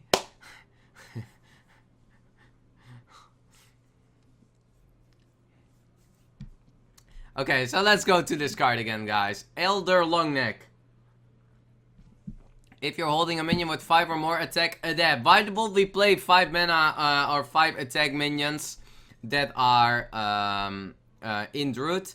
Well, Druid has the quest now, summon 5 or more attack minions, and you are able to play every card for free. So it's a part of the Druid quest. And for a Druid quest, you might want to play this, because having early game cards that are having 5 attack is quite important. Having this card with Adapt, you can even make it like a good card. You can make it like a 3 mana 5/4. And then with the 3 health. So I think the 3 health, maybe +1/+1, maybe Divine Shield. These are the ones you are looking for this card. I guess in worst case Stealth is alright in some matchups. So for the Druid quest, if that will be a thing, 3 mana, having a 5/4, a 6/2, or a Divine Shield, I think you're happy playing this card. So I think for the Druid quest this is an include. In other Druid decks I'm not sure about, but I will be happy playing this card in my Druid quest deck as an early game activator for the quest. And when we were just talking about it, guys, here he is. Here is the Druid quest. Jungle Giant, summon 5 minions with 5 or more attack. Reward Barnabas. What is Barnabas? Barnabas is an, oh no. You don't see the card here, but Barnabas is a 5 mana 8/8. Reduce the cost of minions to your deck to 0. 0, guys. Nothing. Naga nothing. So, summon 5 minions with 5 attack. We saw already that it gets a little bit more doable now, maybe with the 3 drop, and with maybe other cards. Like you can play a little bit more aggressive 4/5 drops to make it more doable. And I definitely think this is one of the more easier quests to finish. I definitely think this is a thing Druid can do. Like in worst case, like even it's also maybe not a quest you have to do directly. Just play Ancient of War, for example, early. Like, play Ancient of Wars, play the, what we already saw, play the Elder Longneck, and, yeah, some other cards that maybe are able to do it. Like, you will find reasonable cards. Like, this is also a quest you don't have to go for as hard as you want in the early game. You can just do it during the game. Just do it during the game a little bit, step by step. And then the reward is Barnabas. Barnabas is 5 mana 8/8. 5 mana 8/8, reduce the cost of all your minions to 0. Really strong one. Tempo based quest here we have. So I think this is a good quest. I think it's a really doable quest. I think the reward is kind of interesting in the way of your cards becoming 0. So you need to have like an expensive deck to then play everything you can. But yeah, the cost of minions becoming 0 can be really strong. It's just a better Aviana, 5 mana Aviana, really good. So, gonna be interesting. I really think this is one of the more doable quests and will be a really thing that is gonna get tried out and might be really strong, guys. We all know how good Aviana Druid is. This is a deck that can do for sure the same.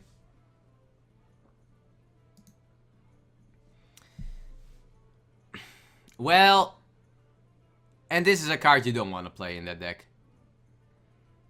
Like, I don't know why we need this legendary for Druid. I mean, you can make bad legendaries to make up for a deck you are like, yeah, well, this doesn't need a legendary, but we don't have to make 10 mana 12/12s, guys. Yeah, it can be targeted by spells or hero powers. Yeah, I would like to use my hero power into this card. Let's face tank 12 damage, or... And, I mean... like, we had Soggot, right? And that was, like, alright, but come on. Like, it's just Fairy Dragon effect on a 10 mana card. If you can play this for 0 mana, sure. Okay. But we can also play other great cards that are having insane stats. That are just... yeah, this... guys, I'm not that excited about this Druid Legendary. As a Druid player, I'm not excited about this one, though.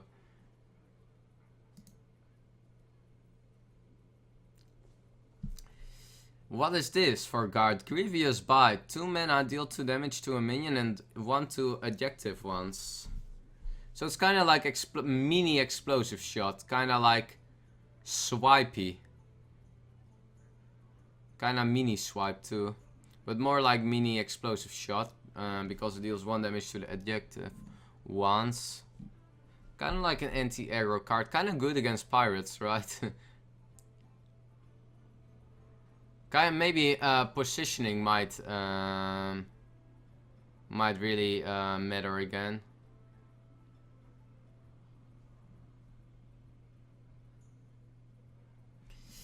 What hunter deck would you like to play this in? I mean, it's pretty solid removal. Like, it's probably a solid removal. It's a cheap spell, so it's definitely something you can consider to play. It's also... but is it, like, if you compare this to Power Shot, it's kinda the same, but you deal 1 over 2, but you have 1 less mana. So, I kinda can see this card being alright. We all know how good Swipe is, with having also that 1 damage effect. Sometimes 1 damage is just what you want. Maybe you can play like a spell damage card with it, but nah, that's gonna be too hard. It's an okay card. Maybe for Hunter Mirror, guys, this is gonna be the card, man. To counter the Hunter, you play Hunter with this card, and you just deal with 3 minions. Bomb. So, I think this is an anti-aggro card. I think if Pirates and Hunter decks are around, this are cards you might want to play. And yeah, that's kinda... it's just another card that is gonna be okay as a removal spell for Hunter. Hunter already has some of these spell effects that do it. This might be another one. 1 mana 1/1 Hunter Beast, Jubilant Macaw. Add a random beast to your hand. That's pretty good. I'm surprised, guys, how many good cards Hunter is getting. Like, it might not look too fancy, but it's just Babbling Book. Instead of a random spell, you get a random beast. And we all know how good Babbling Book has been. We all know that 1 mana 1/1 draw a card, even it's a random card, it cannot be bad. We all know how good Web Spinner was. 1 mana 1/1 Death Rattle. Death Rattle, add a random beast to your hand. This is Battle Cry. Add a random beast to your hand. Battle Cry, you're always more happy with than Death Rattle because you get it instantly. Death Rattle, 1 mana 1/1 can be a really bad top deck when it is a Death Rattle. 1 mana 1/1 Battle Cry is can be a good top deck. So, really strong card. And we know what the new Hunter quest is. Play as many 1-drops as you can. Hunter is getting the Dreamwind 1-drops, man. I think Hunter is Yeah, I kind of want to keep my opinion behind on it. I don't want to like have too strong opinions, but Hunter seems really promising to me, guys. Definitely Hunter is getting what it needs for this expansion. I'm worried about if I look now at Warlock, if I look at Paladin, if I look at Priest, and now I look at Hunter, I'm like, well, Hunter is definitely getting the tools to make it really strong, and I'm definitely more looking towards mid-range Hunter and towards the quest Hunter. Because if you finish the Hunter quest, guys, you are so happy. Like, the reward on the Hunter quest is insane. And if you can just play cards that are also good to make this quest work, well, let's freaking go, right? So, really promising card. Really promising. I'm surprised they make a web spinner again. I'm really surprised because in one way, guys, I'm not too happy about this. Add a random beast to your hand. Like, it's so... We all know how triggering Babbling Book or... how triggering Babbling Book Swashbuckler can be. Now you will also see, yeah, created by Javelot Macau. And you're like, well, great. I guess he got this. So it's a little RNG based and that worries me. But competitive level wise, really good card.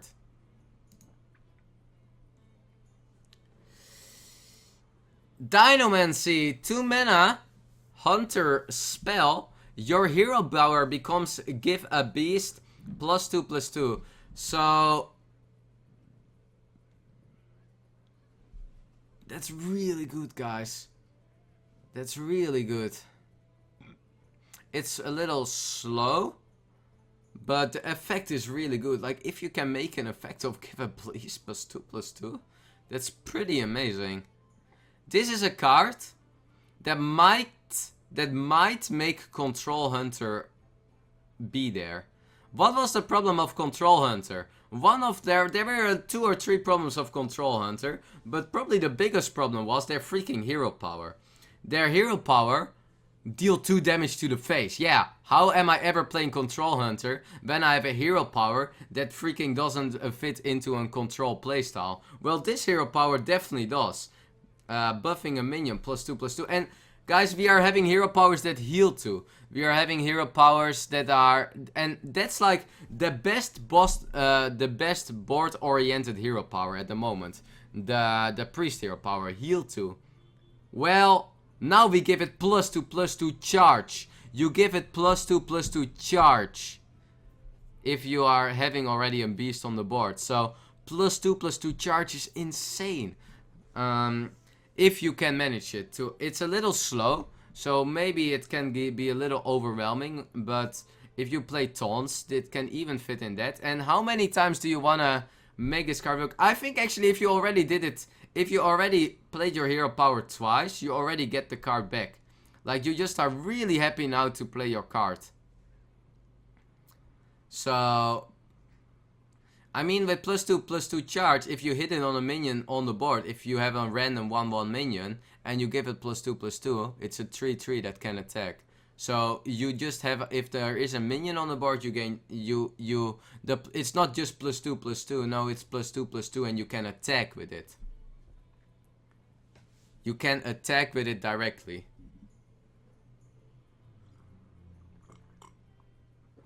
So really good card, guys. Wow, I'm surprised. Really good card. Really good mid-range Control Hunter card. And I think if you do this hero power twice, you already get the card back. You just want a hero power every time with this hero power. You just want to click that button. Hero power, hero power, hero power. A really good Hunter card. Especially good with also the more death rattle minions. The cheaper minions. Super sticky. And man, you have to clear all these 1/1s, guys. Because you're just getting wrecked by this hero power. This card is amazing. Guys, I'm excited for Unguro. Just saying. Okay, so another quest here. The Mage quest. And this is a quest that is... wow. Quest, cast 6 spells that didn't start in your deck. Reward Time Warp.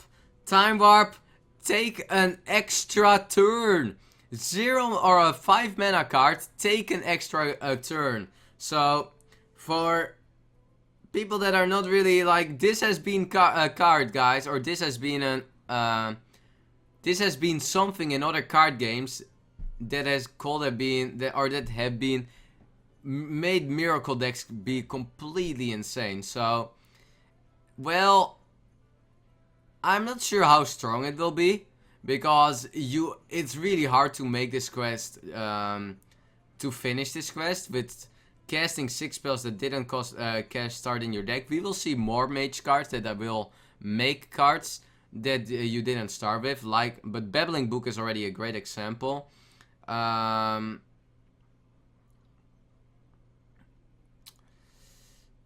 Cast 6 spells that didn't start in your deck. It's gonna be hard though. I mean, you need to play so much cards. Like, it's really good with Ice Block maybe. This quest too, where you gain an extra turn and you have an Ice Block, so you might gain 2 extra turns. Then you just have a lot of time. You can just go freaking insane, and gain an extra turn is amazing, guys. It really reminds me of like the Exodia thing, but it probably cannot get on that level. But yeah, for the people that are known with a little bit the background of card games and know Exodia, that is kind of like what immediately came into my mind when I saw this card. So, I don't know. We need to see how this card will work out, how good all the cards will be that you can come to make this quest finish, but we will get to there. And here is already one, guys. And this is why I wanted to not go full on the quest review, because I will take that into it in the next turns too. 2 mana, 2/1, Elemental, Death Rattle, add a random mage spell to your hand. There we go, guys. Another card. It's a little 2 mana, 2/1, so it has the quest synergy, but it's like 2 mana, 2/1, so it's not like a 1 mana, 1/1 draw a card, or Death Rattle, draw a random card. So it's way worse than Babbling Book, because Babbling Book is Battle Cry and you also draw a card, and you only gain 1 attack. What is a 1 attack worth on a 1 defense minion? So definitely not a good card itself. Also, the effect wise, you don't want to play that, but maybe it's like the last card you want to play in the deck to say like, okay, this is what I need for my quest, so I play it. So maybe for the quest you want to play it, and then you can make it work. But it's a tough decision you have to make if you want to play this card in, because this is not that appealing. It's an elemental, so maybe you can make like an elemental based quest mage deck, and then you will want to play this. We'll see.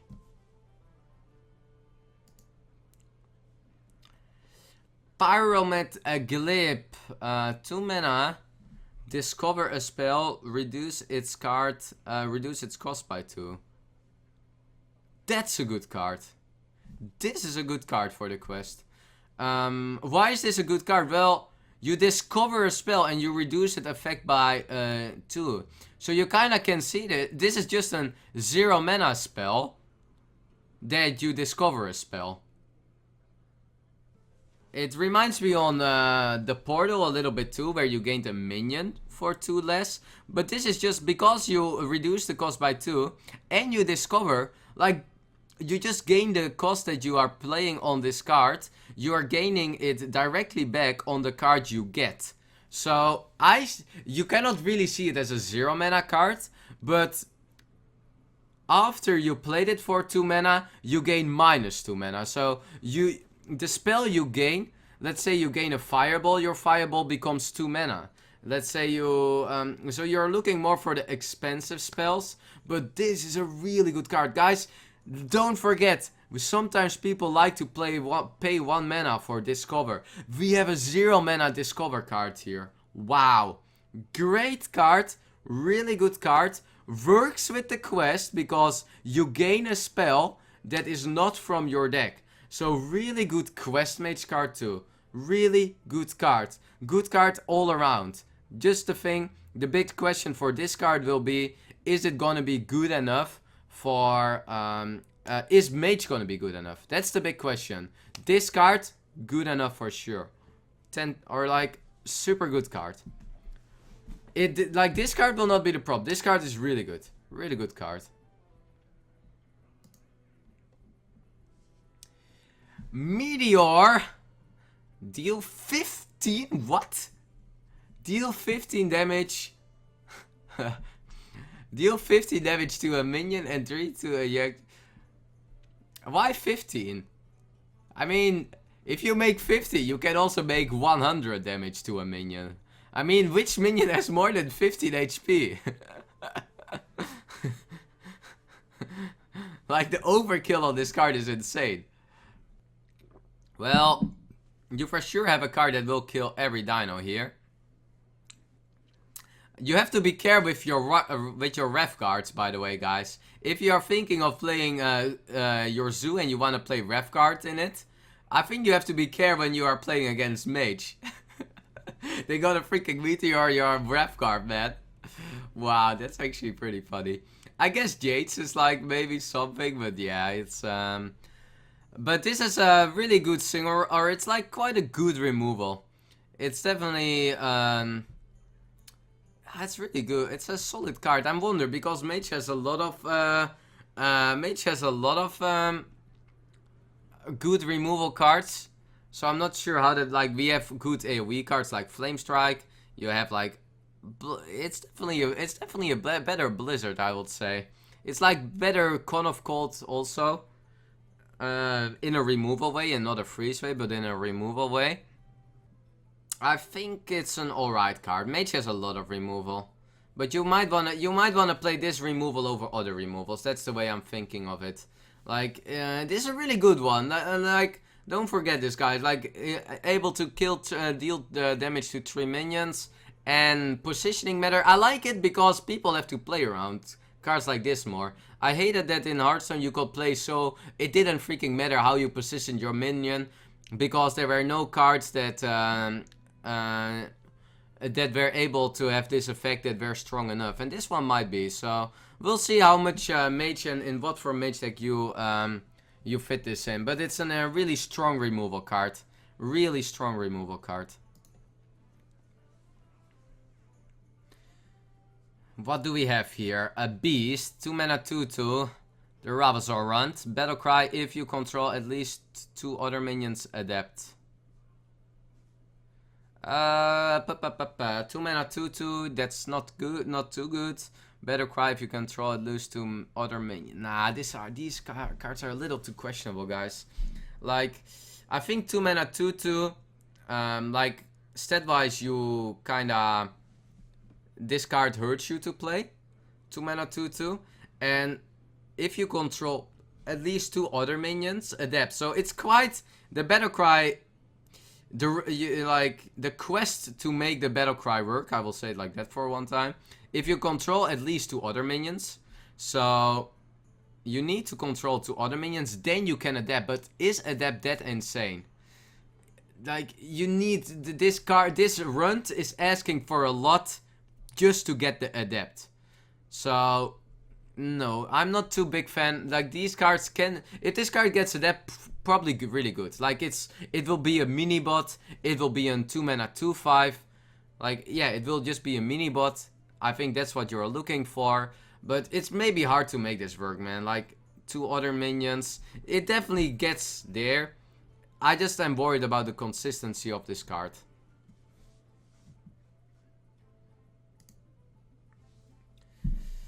Three mana, 1/4, Defender, Taunt, Battle Cry, discover a Taunt minion. These cards should not get overlooked, guys. These cards are actually really.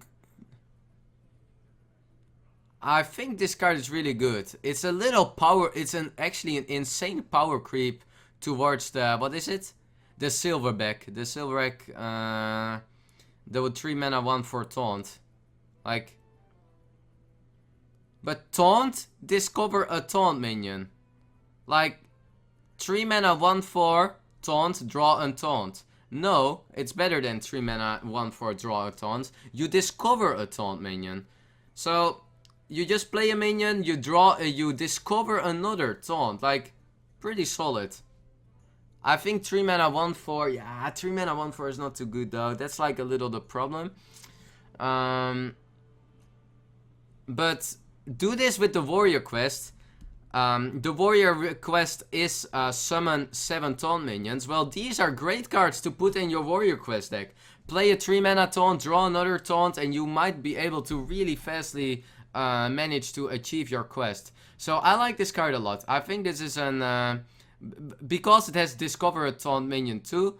You draw with this card, you draw another taunt. It's a pretty okay one. Like, don't forget, and this is one thing that gets really overrated, that is something people are not seeing at the moment too much with the quest mechanic. The quest mechanic takes a spot in your starting hand. You have one less card now in your starting hand because you have the quest in your starting hand. So what is the biggest concern from me that I think is getting overlooked? You're not having you are not having card or you are just starting your whole game with one less card. Every turn you kind of have one less card. So I think draw is getting a little bit more important than it was in the previous metas.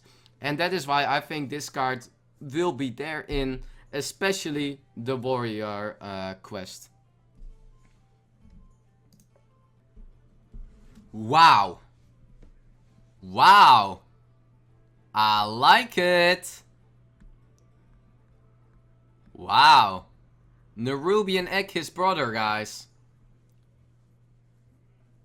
No, Nerubian Egg, his brother. That's actually a really nice card. Like, there are a lot of... like, this card is really, I know Power Overwhelming is rotating out, so I was thinking of that, but that rotates out. Definitely a good decision if you make this card, by the way.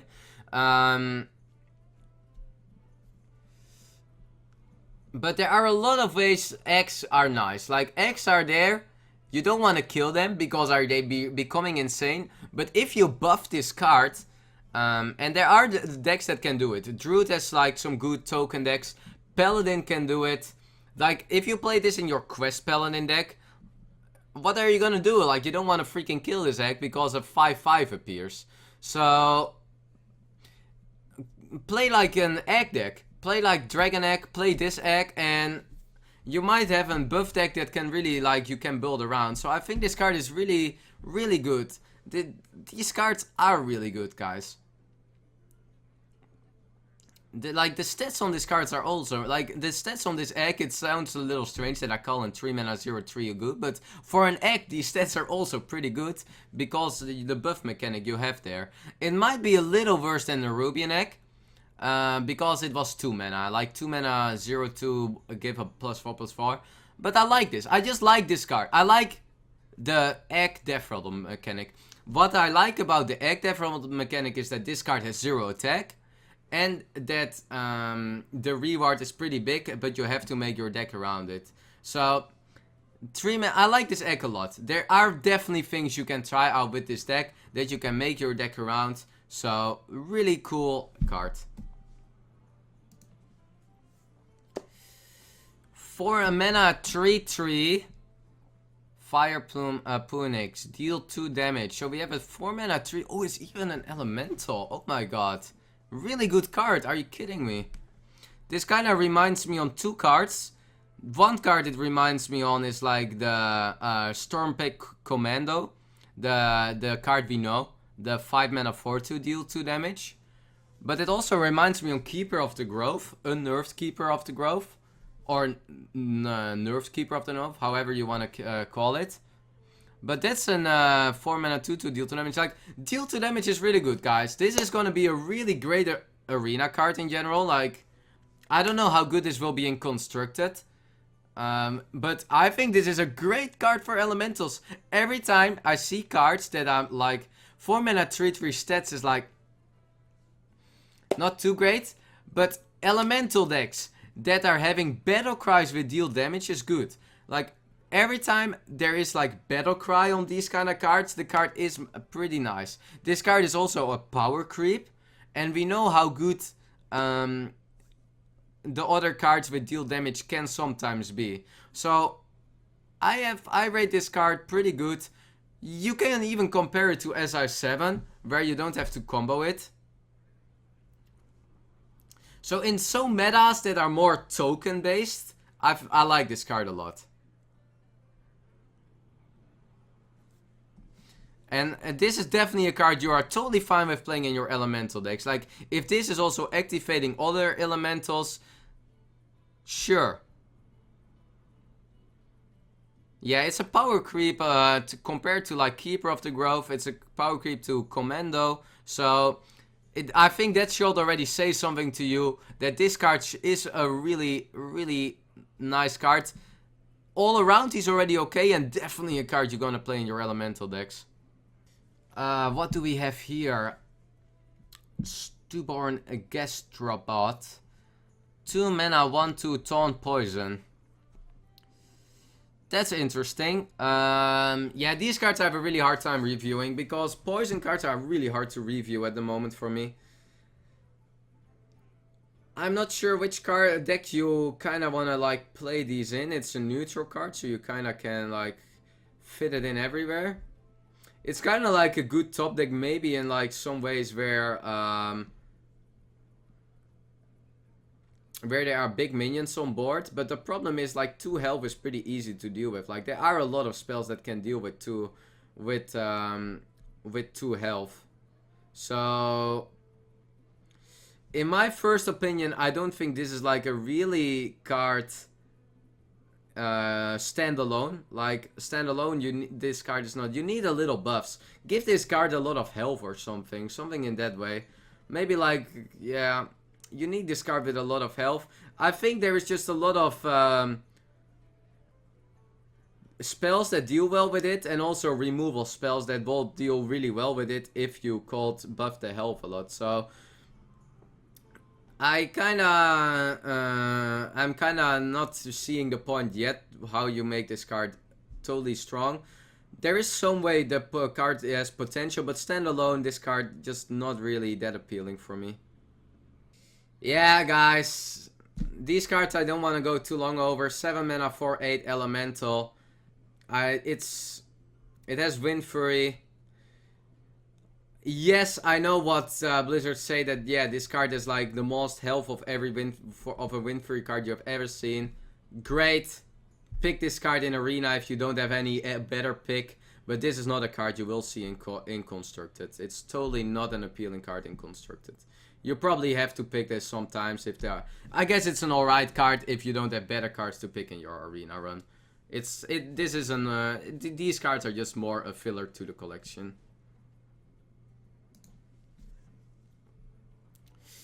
Three mana 2/2 Giant Wasp. Stealth Poisonous. Interesting. That's this is a way I think poison can be really good. Like, compare this to Cobra. What is the 3 mana 2/3 stealth? What is the 3 mana 2/3 poison? This is stealth. Like, play this once, and it will always be there, and you just can attack once you are like, yeah, this guy I want to kill. We had the Patient Assassin, but Patient Assassin is only a rogue card. And Rogue already has quite good removals. Like, Rogue has Sap, Rogue has like in some way Assassinates in a lot of cards. You have Backstab Abyss, what is a great way. But some classes are really struggling with removals. Think about Druid. Like, compare this card to Mulch, and you might want to play this card. Because Mulch is like, it's not a curve card either. Mulch is like, yeah, sometimes you cannot play it. But this card you can sometimes play on your 3-drop as a 3-drop.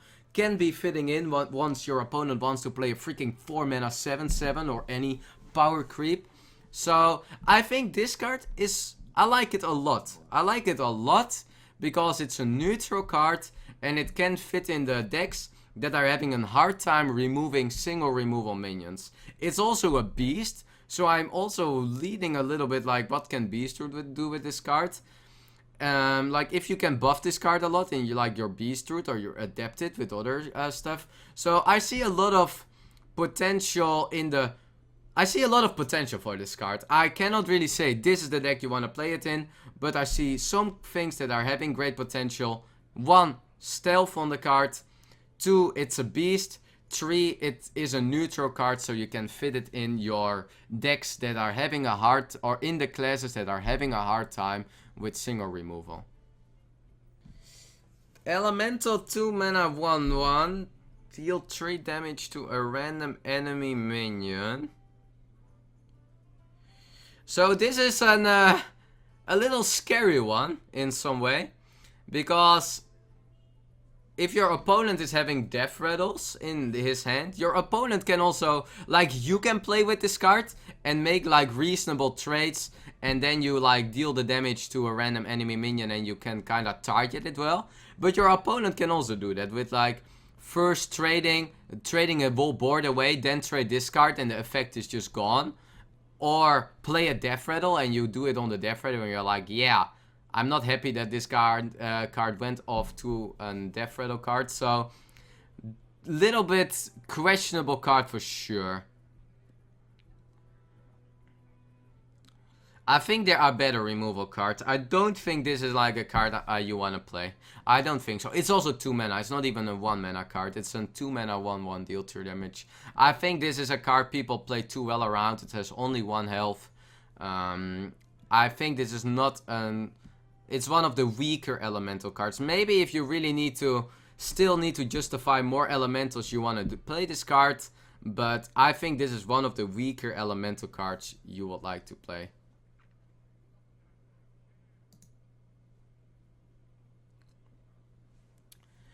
The Thorax, what do we have here? A neutral legendary, guys. 4 mana 3/3. Well, what if we see a 4 mana 3/3? I'm really interesting to the effect. After you cast a spell on this minion, summon a 1/1 plant and cast another copy of it. Whoa. After you cast a spell on this minion, summon a 1/1 plant and cast another copy of it. You mean copy of the spell? Or what? So, after you cast a spell on the minion, summon a 1/1 plant and cast another copy of it.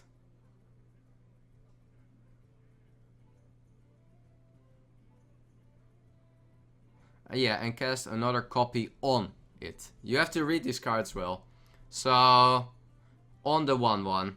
So, this is kind of like an... I like this card.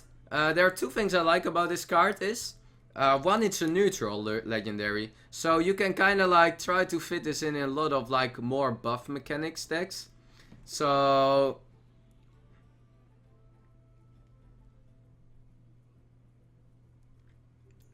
I am going... Directly, I'm thinking of Paladin. Because Paladin has like that mechanic of a lot of good buff cards. I'm thinking of like what Jinji did in the Priest. I'm not sure how you make this card work yet. But there is one nice thing. It's a neutral legendary. So it's playable in a lot of cards. You gain a 1/1 copy. So that's really nice. If you play this into the Paladin a new spell that summons a 2/6, that's pretty insane. Because you have like a card that defends it so well. Paladin is probably a deck that wants to play this maybe, or wants to try this out. Really cool card, I like it. Hard to review yet, guys. This card is so miracle, but this gives a lot of like... I like to see cards like this because you can really like deck build with this card, try things out. So really cool card. Really nice legendary. I like that it's a neutral. 3 mana 2/3 elemental. Death rattle, add 1/2 elementals to your hand. So kind of refill.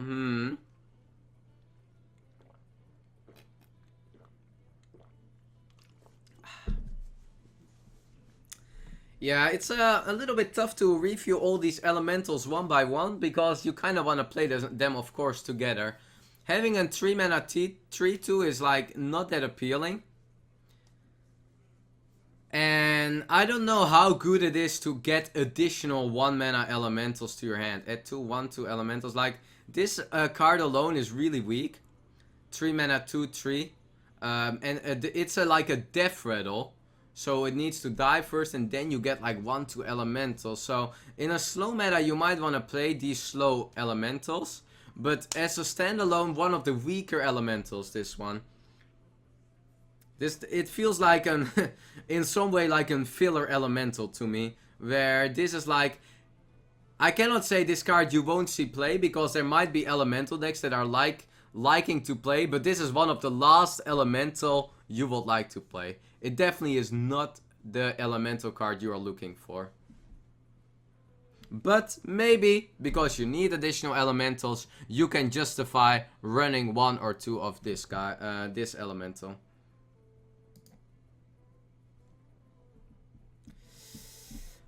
Pyramidal Drake, so a really big Drake getting in here, guys. It's the only dragon that comes out in the set, so we are gonna not consider this card too much into any dragon deck. Dragons are rotating out. Dragons are not gonna be a thing anymore after this expansion. Too many dragons rotate out. So what is this card? 8 mana 4/8 taunt. Battle cry, deal 2 damage to all other minions. So this reminds me on Baron, because that's kind of the... Is there any card that comes closer to this one? Because Baron is also deal 2 damage, or like kind of Battle Cry. And now it's minions, but this card is taunt, like 8 mana 4/8 taunt. 8 mana 4/8 taunt, but deal 2 damage. Like, compare it maybe to Abyssal Enforcer in some way. What is also quite good, you know? Like, Abyssal Enforcer, there is a reason why it's good. Yes, it's 1 less mana. Yes, it's 6/6 instead. So, in an aggressive meta or in a more aggressive mid-range meta, this might be a card you like to play. In a slower meta, meh. But this is an effect you should not underestimate. This is definitely an alright card, but maybe a little bit too situational. But it's a neutral card, so one knows which class likes to play maybe this card. I'm thinking of Warrior, I'm thinking of Priest maybe, but... yeah, it's like a little weaker Abyssal Enforcer, but don't forget about the taunt. 8 mana 4/8 taunt. So, in a maybe a little bit aggressive based token meta, this might be a card you like to run. I like that that at least it's a card that is in the expansion, because it's a kind of like a new card. I kind of like, if I looked for a comparison, I came up with Baron, but it's kind of a different one because of like the stats. It's also, it has taunt. I guess Abyssal Enforcer is a good one, so we will see how much it will be. It's a little that dragon decks are not gonna be that kind of a thing anymore. Spirit Singer Umbra. Okay, so another legendary here, another neutral legendary. 4 mana 3/4. After you summon a minion, trigger its death rattle effect. Wow. That's pretty insane, guys. This is kind of like a Bran idea of after you summon a minion, your battle cry triggers twice. Now your death rattle triggers already. So this is, yeah, this is kind of, I like this card. I like this card a lot. Why do I like this card? Because I like Bran. And I know that you can make like your decks a little bit made around it. It will be, I think this card is kind of gonna be the similar way. With, you're gonna make like your decks, and if you play a little Death Rattle deck, you will play this card. You are just happy running this card because of the already card being alright. Well, this card you pay a little bit more for the stats. And Bran was 3 mana 2/4. This is 4 mana 3/4, so you pay for the cost. But if you play cheap Death Rattles like Egg, Kindly Grandmother, wow, maybe some Jade Rogue, wow, I think potential of this card is good. I think if you can combine this with also good 2/3 mana Death Rattles, and it even you can even run expensive middles, I think this card's really... I think this card is going to be really nice. I think this might be the brand of Unguro, where you are not thinking of this legendary being like the fleshy legendary that you are like, whoa, whoa. But it might be that legendary that you're gonna realize over time, over more and more and more time, that you will see it in more and more decks, and that it's just so consistent and so strong overall in a deck that you're like, yeah, this is gonna be the legendary we're gonna play. So I think this is gonna be might not be look that amazing from the start, but will be a legendary that you're gonna respect a lot over time. And I think if Death Rattles are strong enough, this will be the card that is gonna be amazing. Ugh. This card looks blah. 2 mana 1/2. Primalist win a champion. Death Rattle return any spells you cast on this minion. I have seen this card, and this card can go sometimes insane. Like, if you play a lot of like the cheap Paladin spells, and Paladin is getting more spells, and Paladin already has a lot of spells. So, if you play a lot of spells on this card, and then all the spells are returning to your hand, it is also a Murloc. So,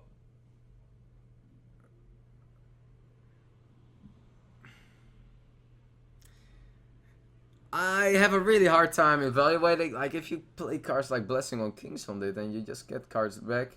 It really is meta depending a little bit, this card. It also gets traded away quite okay. You definitely should respect this card.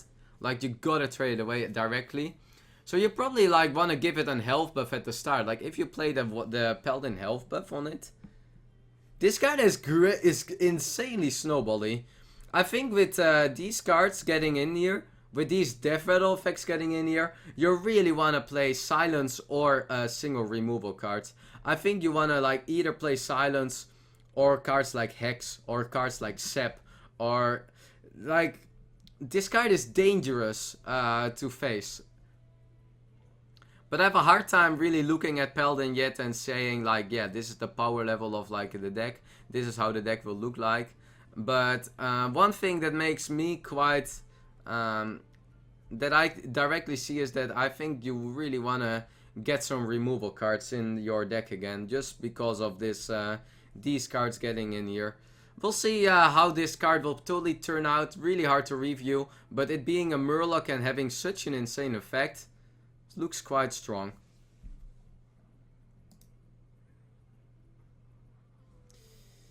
Well, this is another, of course, we have here another cheap spell, Adept a friendly minion.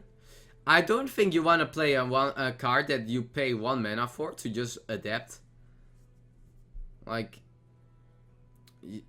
yeah, 1 mana plus 3 Adept. And well, you do it directly on the board. So it's like Battle Cry Adept. Adaptation. Great name. Super. Could not think of a better additional name there. But I guess in Paladin, with the things you can now do with Paladin, you can justify it. But all around, like, yeah, it's not that great. Or like, you don't want to pay 1 mana for Adept, I think. Like, there are also minions that can putting Adept on your minion that are a little bit more appealing to me. One, do you want to play this card? You want to play this card for the Paladin quest. And that's why this card might be making it. Because if you want to, like, do your Paladin quest in the really fast, this is the card you can do it with. Like, play 6 spells on a minion. Well, let's start with like a 1 mana spell directly and Adept and keep going. Play it on the Murloc we just saw, and we get the card back, and we might finish the freaking quest at turn 4 or 5. So yeah, the standalone this card is not good enough, but making your deck a little around it, doing it for the Paladin quest, I see potential. One thing I shall not forget, guys. Play it with Wild Pyromancer, get Poisonous, play the Poison, or play Wild Pyro and play Poisonous on it. Full board clear. Full board clear. It's just better, like, if you get Poisonous with your Wild Pyro, what happens, like, not every time, but when it happens, wow. Full board clear.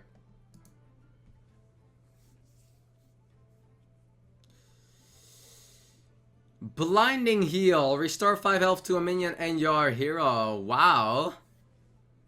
Well, restore 5 health to a minion and your hero. Well, that's just a power creep to flesh heal if you really want to look at that one. But what do you really want to heal? Like these cards, it's the same as the armor card a little bit for... it's a little bit the same as the armor card for the warrior. Like these cards you're not too happy with playing. I don't know which priest deck really wants to like heal a minion for 5. It definitely isn't.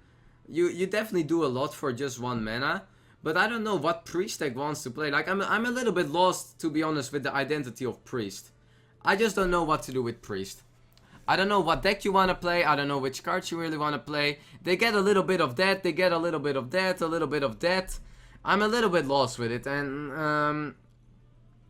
I'm not sure one you want to like. Priest can already heal really well. I don't know. Like the card overall, it's kind of power creeping other cards. But...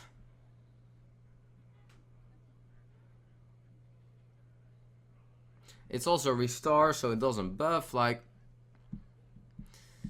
hard to say, hard to say.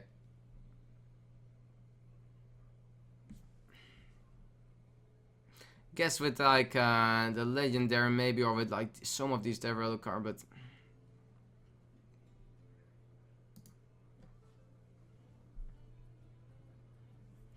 2 mana, 2/3, your spells cost 1 less. Well, it's a priest card, it's an elemental. Priest doesn't really have any other elemental synergy yet. So, yeah, that looks like not too... I don't think this elemental thing is a priest thing. Might be. Might be. 2 mana, 2/3, your spells cost 1 less. I mean, what does priest want to do? Do they want to go like Miracle Priest or what? Miracle Priest by healing yourself with all your cards, because you have like mainly heal cards. Like priest spells are like, if there is a class with bad spells, priest might be that class. So I don't know. I know what priest legendary we will see soon, but yeah, this card I don't know, man.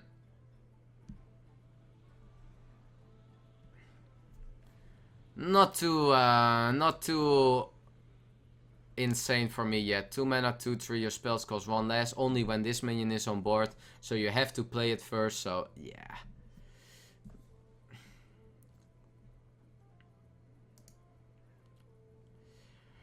Free from Ember. 8 mana. 8 mana spell, guys. 8 mana pre-spell. Discover a minion that costs 8 and or more, summon it. So it's kind of like an discover an 8 drop, right? And it gets directly on the board. But it costs 8 or more, so you have the potential of, like, let's say, pick up Ysera and get Ysera on the board. Right? Yeah, cost 8 or more. It's kind of like Forbidden Shaping in a better late game way, where Forbidden Shaping can like fit your 4 drop, your 5 mana, your 6 mana. This cannot be cheaper than 8 mana, but for that you like on turn 8 this is of course better from turn 8 on. You can like discover a minion, so that's really nice. Like maybe you need maybe you are really needing a taunt badly, so you can look for a taunt expensive minion. You can get like Tyrion, Ysera as really sick cards. But it's like discover a minion, so you will not get, like, there are a lot of bad expensive. Like, you have seen some of these stupid fillers that we are getting in the expansion, guys. There are a lot of bad 10 mana cards or 9 mana cards that are just random instead. So I guess there is some potential, but I think this card is too inconsistent. I think the card is too inconsistent for gameplay. I also don't know why a priest would like to play this card. You can just play Ysera, guys, for 9 mana. Like, what's the thing? Or play an 8-drop that you really would like to play. Or maybe have a different anyway. Like, I think the inconsistency of this card is the reason you don't want to play this card.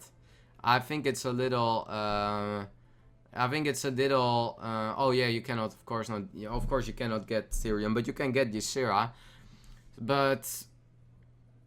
the inconsistency of this card worries me. I don't see why this card is gonna be... getting played over Ysera.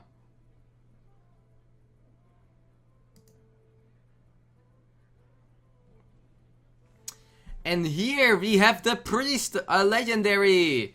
As Mike Donet already said once on my stream when I did the reveal stream, or when I did the stream from the Bahamas, he said, I am scared of the Priest legendary. Well, what is it? Let's see. 5 mana 3/5, Lyra the Sun Shard. When you cast a spell, add a random Priest spell to your hand. Well, I'm actually not that... I'm a little bit surprised about this. I expected a little more from a Priest legendary. Because I think Priest is getting a little lost. Now the dragons are rotating out. And what do you want to do? Like, you play a 5 mana 3/5. It's an elemental. But is this really a good effect? Like, yeah, we are adding some random spells to our hand after playing spells. Priest has a lot of cheap spells. But a lot of bad spells too. Priest has a lot of bad spells. Like, look once at the collection and you're gonna cry about some of the spells the Priest has. So... I'm a little bit surprised about this. I don't think this legendary is good. I definitely don't think this legendary is good at all. So, yeah, I'm not gonna be the legendary or Priest really... I'm a little lost with the identity of Priest in that way. I don't really know what we want to go to with like and all these random spells of Priest, and we'll see. But them adding to your hand, it's really not a tempo card at all too. And you have to pay 5 mana for this. This card needed to be better in stats. Like, or had more health to stay on the board. Because now you really need to play every spell in one time. You really need to make like that Miracle Priest deck. And I don't really see what a Miracle Priest deck can do besides healing a lot. So we'll see. And here we go to Shaman. Shaman, Air Elemental. Can be targeted by spells or hero powers.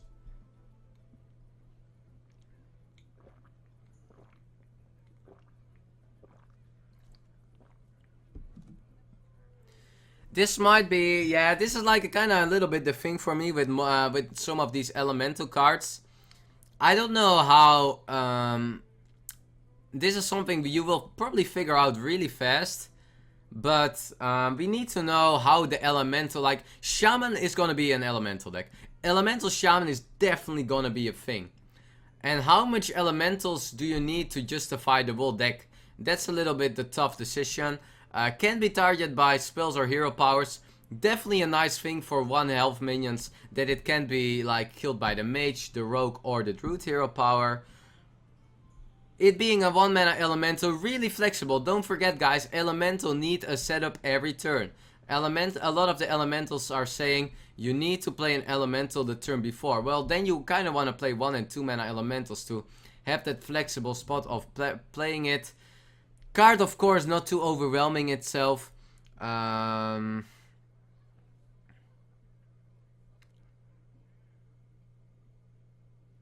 Oh, Rogue and Druid can kill it. Okay. Oh, okay. Well, then... Okay, so then it's just a mage hero power that cannot kill it. But yeah, it's a little bit... I don't know. For me, this is really like a card. How will the elemental look like? Do we need additional... Like, this might be a filler card for your elemental shaman deck. It might just be that one cheap card you would like to play... And then you're happy with it. Definitely an all-around okay card. So, we'll see. I think it's a little weak. I think this is a weak elemental card. So, I will prefer not playing this. If I can justify it with enough elementals. 2 mana, 1/1. Fire Plume, Harbinger. Battle Cry, reduce the cost of elementals in your hand by 1. So this is kind of like Emperor for your elementals, right? For 2 mana.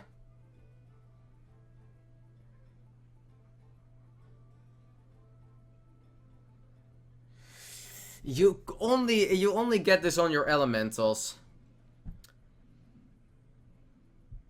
So, but if you have a really heavy elemental deck, it can be really nice. Like some power plays from elemental cards are around turn 6, turn 7. If you can play them one turn early, wow, you definitely would like to do that. It's definitely strong. To play your because Shaman has some really like, you kind of have what we already have seen, Doctor 6, 7 and so on. If you can make Doctor 5, 6 from that, that's amazing. So I think this card is pretty okay.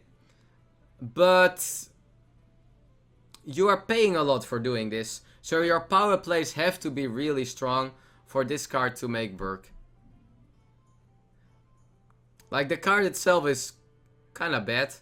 And you only get it on your elemental. So you need element. Like the good thing with Emperor is you could really make miracle things happen. You can't really do that with elementals. What you can do with elementals is you make them happen one turn earlier. So if the game will be like a little bit like, if the elementals will be more curve stone based, and you can like curve out everything one turn early, it can be good.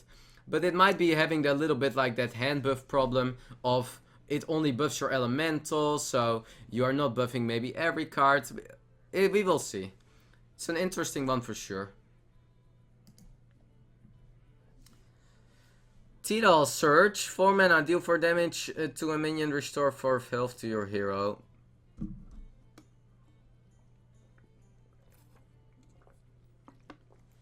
If I compare this to Jade Lightning, it's of course a really bad card.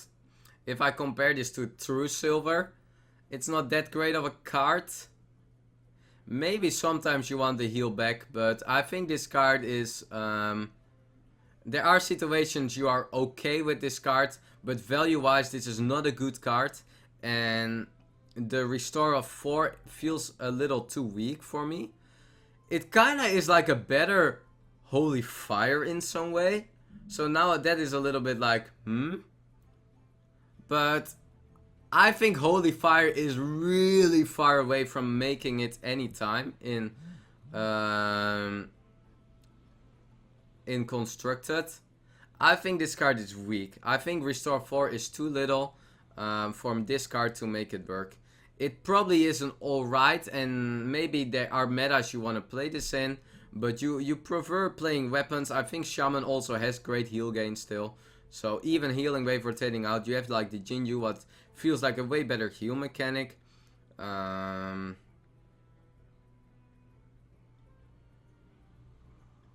This also cannot use Scattered. Yeah, this only uses on minion too.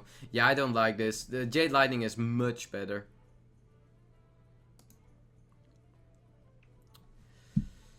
Okay, another heal card. So Shaman is getting some more heal. 3 mana 2 for Hot Spring Guardian. Taunt, Battlecry, restore 3 health. Elemental. That's probably quite decent. It's a better Earthen Ring, I would say. If you want to have a direct comparison. 3 mana 2/4, heal for 3. Like this is quite a good card. And it is an elemental card. And if elemental maybe needs one thing, it's maybe time. And don't forget, guys, this can also restore a minion. It doesn't have to restore. It doesn't restore field. You can restore a minion with it too. No overload. 3 mana 2/4 taunt. Restore 3 heal, 3 health to a minion. Might not look that flashy, but seems good, guys. Seems good. Seems for me and like a card I like to play. These are cards that are not too swingy, but it's already an alright card. 3 mana 2/4. The taunt is definitely nice. Restore 3 health, sometimes on an elemental. And don't forget, elemental cards are really healthy. They are really hard to kill. So if you can heal a minion with this, I like to play this. It sets up another elemental. It's an elemental itself. It's just an, yeah, seems good card to me.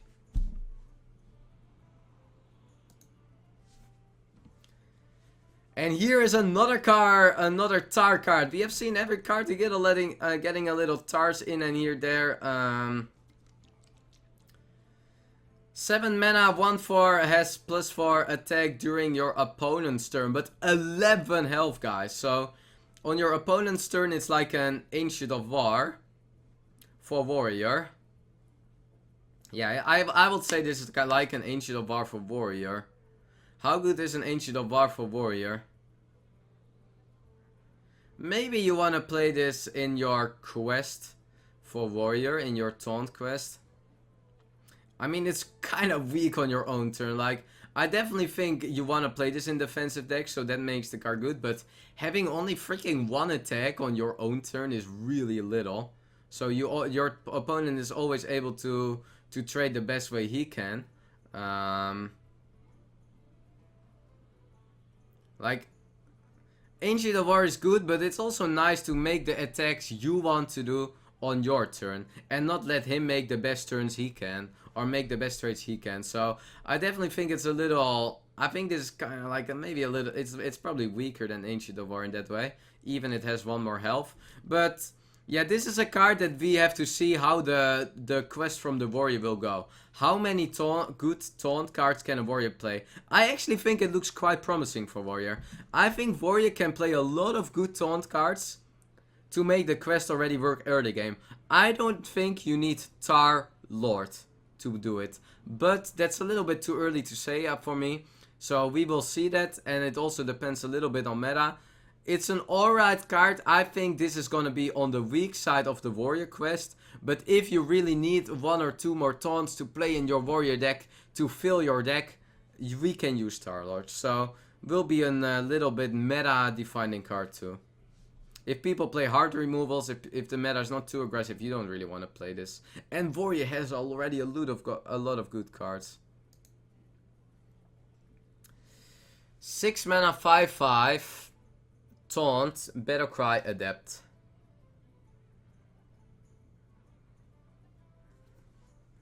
So, if I look at this, it's alright, but it's like, yeah. 6 mana 5/5, it's kind of like Sunwalker, right? So we have Sunwalker with Battlecry, Adept here. Yeah, I kind of see this as Sunwalker.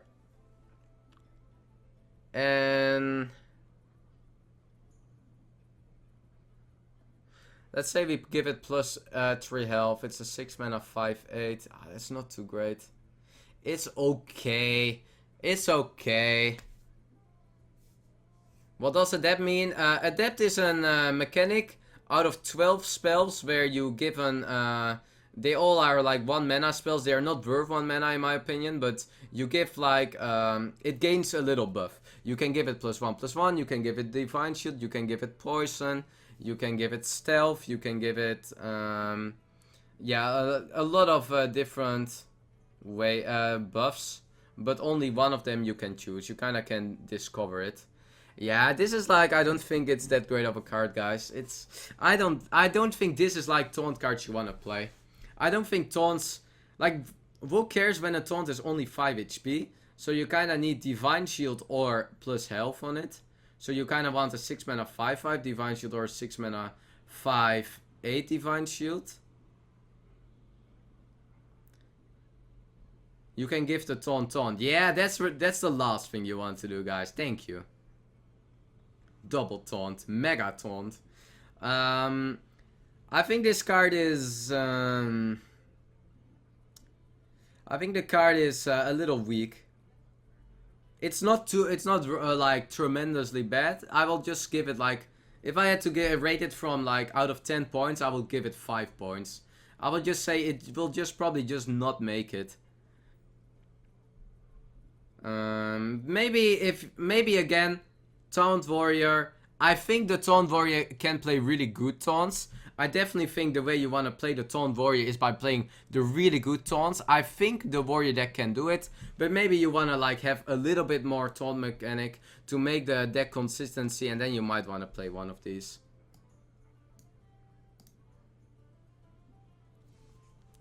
And here, the Warrior quest, guys, I have been talking about. What I mean, the quest, play 7 taunt minions. And what is your reward? It is Sulfuros. Sulfuros is a 3 mana 4/2 weapon. So you are gaining yourself a 3 mana 4/2 weapon. Your hero power becomes deal 8 damage to a random enemy. You are gaining a Ragnaros hero power every turn your opponent cannot do anything about. So your hero power becoming that strong. amazing, really good. In any mid-range or control meta, this is gonna be, in any mid-range or control meta, this hero power is gonna be amazing. So this is a quest that you would like to do. And the great thing about the warrior quest is, warrior likes to play taunts. You can kind of make your deck around, play your control deck, play your warrior deck with a lot of taunts, make the slow mechanic. This is not a quest you need to finish turn 5. This is a quest you can finish turn 10. And then, like, this isn't what the control warrior wants. The control warrior wants to play 7 taunt minions and then have this reward, and then your hero power becomes Ragnaros. I think this is a really great great quest. One of the all-around better consistent quests where you can really work towards this. And I think this expansion is getting a lot of good taunts to justify this for warrior. I think control warrior, taunt warrior can definitely be a thing. And with this hero power becoming 8 damage, wow, 2 mana deal 8 damage every turn. I think this is one of the best quests from the consistency too. And yeah, we'll see. Hard to say yet totally, but I think this can be, it can be a great warrior quest. 5 mana, 3/6 taunt, Death Rattle Shaman, 6/9 Dino Horn with taunt. The Dino Horn is a 5 mana, 6/9 taunt. So 5 mana, 6/9 taunt into your deck. 5 mana, 3/6 you're not too happy with playing. Getting a 5 mana 6/9, maybe in like really slow metas where you wanna like have an additional card in your deck, you're really happy with it. I definitely like the card. He definitely looks really amazing. And it might be a card you are totally happy with for your quest. I mean, a 5 mana 3/6 is not too bad. It's a little bad.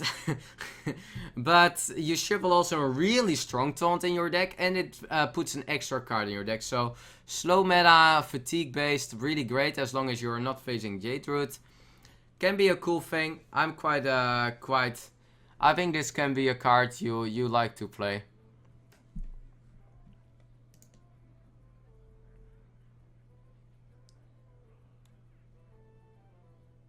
I already did that card. Shell Shifter. Druid card. Shell Shifter. Choose one. Transform into a 5/3 or with stealth or a 3/5. Just to your knowledge, both minions are beasts that you will get. So either a 3/5 or a 5/5. Both are beasts. So you can make a Senjin from it. Or you can make a 5/3 stealth. It's kind of alright. But 5/3 stealth. Like, it's better Senjin, of course, but Senjin we also don't play. With Fendrel you are making a 5/5 taunt stealth. Well, that doesn't really matter because stealth cannot get target anyway. But yeah, it's you make a 5/5 and that's nice. It's okay in some way, but I don't think this makes Druid constructed decks any... Like, you have the quest where you want to make the 5/3 with stealth. So maybe, maybe for in the stealth way you're happy playing it with the quest. I don't see why you will play it in the taunt that badly. Like, you don't really want to play Senjin in Druid.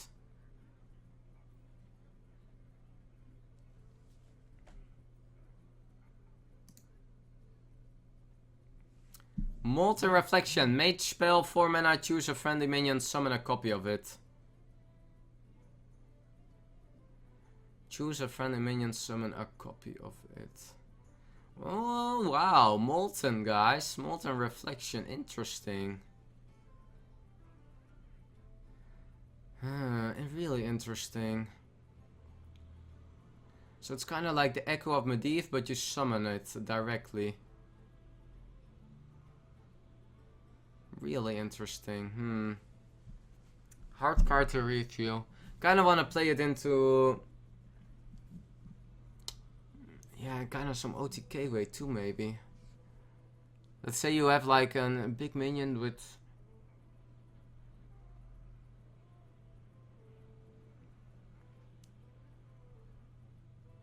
Like it's just straight up like a better Faceless in that way, right? We have Faceless Manipulator. I don't know. Is it a good? Is it a good comparison? I compare this card a little bit to Faceless Manipulator. And in that way I like this more, because it's just 1 mana cheaper for exactly the same. The only thing is it's friendly minion. But it's just straight up a better Faceless. Yeah, yeah, it's okay. It's friendly minion, but just thinking of it, I think this is a way better Faceless. Because you make your own deck also around it if you want to play it. So maybe kind of like Giant Mage. Maybe you want to like play Leroy for whatever reason. But also as a late game, this is just really good. Like, Faceless has been already like, yeah, it's kind of good to run all around. And now it being 1 mana cheaper, this for as a spell. I like this.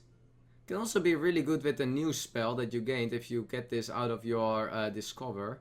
So the really good mage spell here. A lot of potential. Really funny card too. Might make some cool miracle mage decks playable. So really a great deck. Also with the quest in mind, if you have like an extra turn and you can make things happen with this Molten, that's really nice. So definitely a really interesting card that can go a lot of ways for mage. 6 mana 8/8 after this minion attacks freeze it.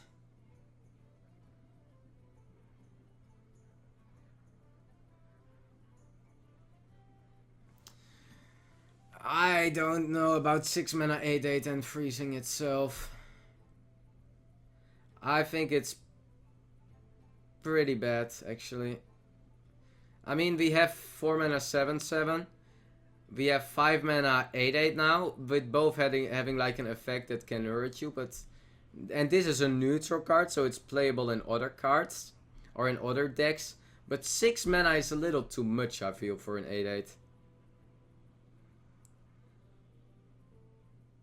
I don't like, and you freeze it after it attacks, so yeah, it's kind of this kind of wants to play in a little slower deck, and then this card wants to be there as the power creep. And then you can get the value you are looking for. You kind of want to silence or give a taunt maybe, but yeah, man, yeah, Purify, right? Nah. I don't think this is a card that makes it, and I don't think it fits elemental decks too well. Don't see the reason to really. Maybe in an elemental deck you kind of want to try this out, and in some metas you can justify it.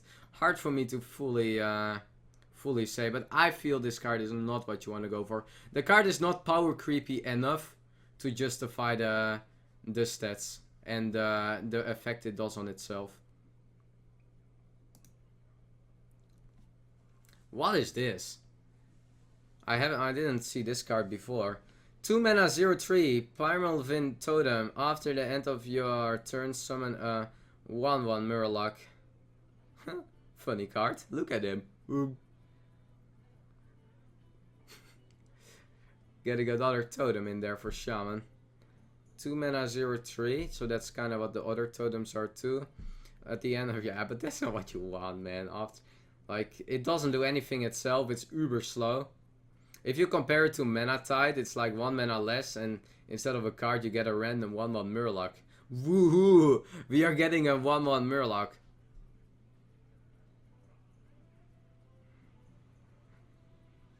I don't think this is what Shaman wants. Just play Murloc deck yourself. You're not gonna play a 2 mana 0/3 totem in a Murloc deck. We have some. Do you know what we have seen, guys? We have seen a 2 mana 2/3 Murloc buff on. Give +1/+1 to a Murloc, and it's a Murloc itself. Like, you play that one every time. I don't think this card is. I don't see it, to be honest. Is that what it was? That were all the cards, guys, from the new expansion.